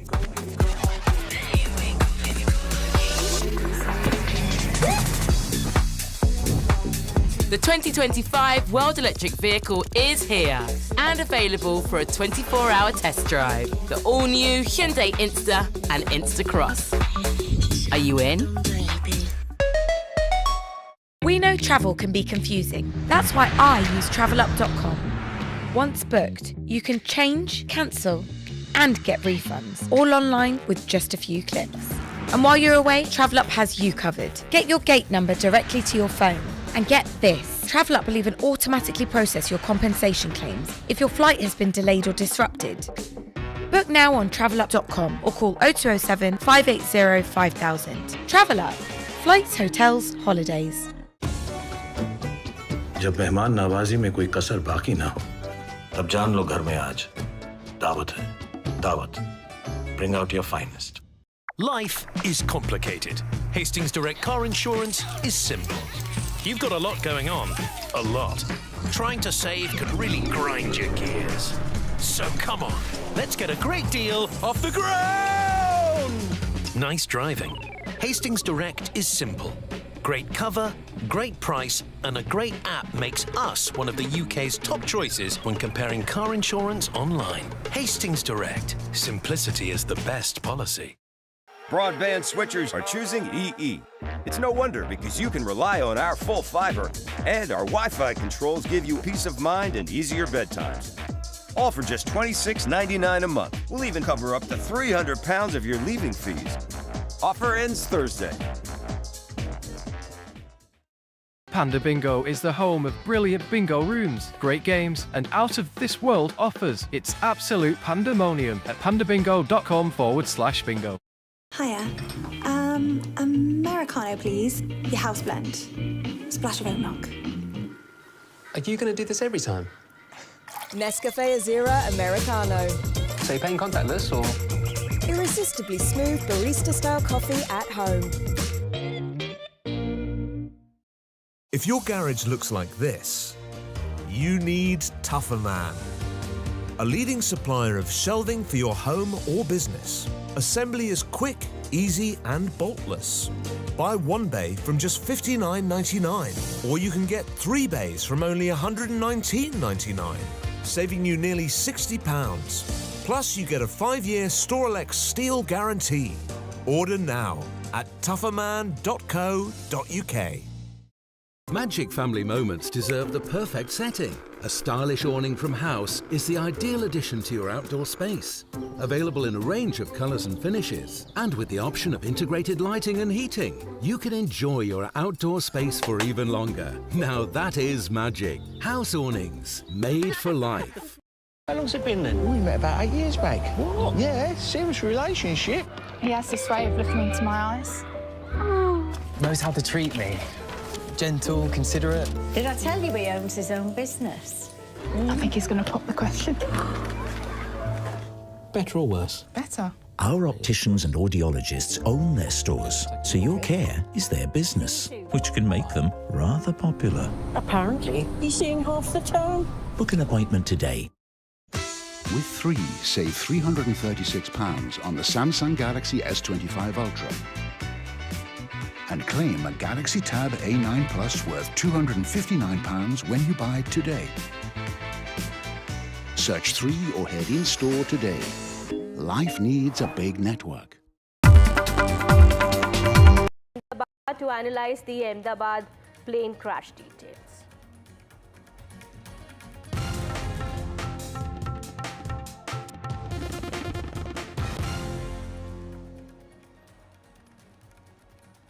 Hi there, a very good afternoon. You're watching NDTV 24/7. My name is Kitty Behel. We're starting this edition with some big breaking news now coming in. Well, there is a video of an altercation between a woman and a Rapido driver in Bengaluru's Jayanagar that has gone viral. That's the video on your TV screens. The Rapido driver was seen slapping the female passenger after the argument they had went out of control. What's also being learned is that the woman who had booked a Rapido bike ride was irked with the rider for his rash riding. And after she questioned him over the same, she's also even said to have abused him. However, we'll try and get more confirmation on that as to what really transpired there exactly from my colleague Deepak. We are given to understand the argument had escalated and they both could not understand each other, as one spoke only English and the rider only Kannada. All right, this is what has happened. In Bengaluru, we understand. My colleague Deepak Bopanna also now joins us on the broadcast. Deepak, this is very unfortunate. We had this video that's playing on our TV screens here. This woman was slapped apparently by the Rapido driver and she's seen falling on the ground. What really happened there? What action is being taken in this regard? Well, whatever the argument was, the attack, the assault was completely unwarranted and appalling to say the least. What's even more appalling is that people are mere onlookers to this, incident. The society as a whole, time and again, questions are raised as if we are doing, enough to protect our women on the streets. And here in broad daylight, while a woman is being slapped, and we are looking at those visuals on our screens, nobody coming to her rescue is something that has shocked everybody. Now, this is an instance where, we've been told that she booked a, ride, was not very happy with the way he was riding. He was negligent, he was rash. She confronted him about this, they stopped. And, an argument broke out. There was an issue about, what she was saying because they were not able to communicate in the same language. She continued to speak in English and, question him while he continued to, speak in Kannada. There were locals there who were trying to mediate. But, while she refused to pay, what was due, and then said that she won't give a helmet is what we are learning. Again, these are based on some of the information that we are picking up. That's when this individual is said to have slapped this woman. She falls to the ground. Even then, nobody there reprimands him, or at least doesn't look like in the video. And, right now the police are, hoping that the woman gives them all the details so that an FIR could be registered. What we are picking up is that she does not want to pursue this case, right now. Based on the initial information that they were able to gather, the Jayanagar police have registered a non-cognizable report in the case, and they continue to investigate. If the woman decides to go ahead and give all the details and cooperate with the investigation, they want to register an FIR as well. The cops are also looking at the option of whether, based on this particular video footage that's available, whether they can also, suo moto take up a case too. All of these developments expected, but meanwhile... Can you also tell us when did this incident happen? Also, you're saying that nobody came to the rescue of this woman, nobody came for help to help this woman? Yes, it's clear from the video, isn't it? When this man slaps her, the people are there, watching. And the least that they could have done is reprimanded him, held him off. But the argument after that as well continues as the woman questions him how he could, lay a hand on her, and that, she will look into this. And the locals or whoever were there, bystanders, really don't come to her aid. What exactly was the conversation before that? Even if, she was abusive, he should have gone ahead and filed a complaint with the police or taken this matter differently. But assaulting a woman there in broad daylight was something that was quite appalling, to say the least. The police, like I said, are looking at two options. One is to, speak to the woman once again who has said that she does not want to pursue the matter, to file an official FIR, or suo moto take up the case. The incident, of course, taking place day before yesterday. The police continue to investigate the matter. All right. Thank you so much, Deepak Bopanda, for getting us all those details there. We understand no FIR has been registered so far because the woman doesn't want to go ahead with her complaint. But, we understand the police has insisted that she file an FIR in the case, she file a complaint so that appropriate action can be taken against this man who's seen slapping her and assaulting her in broad daylight in front of the public there. But nobody, of course, came to her help. And that is quite evident in the video that we are showing to us here, to you here on your TV screens. All right, we will try and get more details on that in just a bit. Big breaking news are coming in. We are learning in connection with the Ahmedabad crash probe. DNA samples have been matched for 94 bodies now. Well, the count has risen. We understand, families have been eagerly waiting for this day and night. They've been waiting at the hospitals also for the confirmation of the DNA match. We are now given to understand that a total of 99 bodies, 99 DNA samples have been matched with the bodies that have been recovered from the crash site. This is what we are learning at the moment now. Well, 64 bodies have also been handed over to the families so far. My colleague Ankit also now joins us on the broadcast. He's been tracking all these details here. Ankit, this is what we are learning now. DNA match confirmed for 99 bodies so far, and as many as 64 bodies have also been handed over to the families.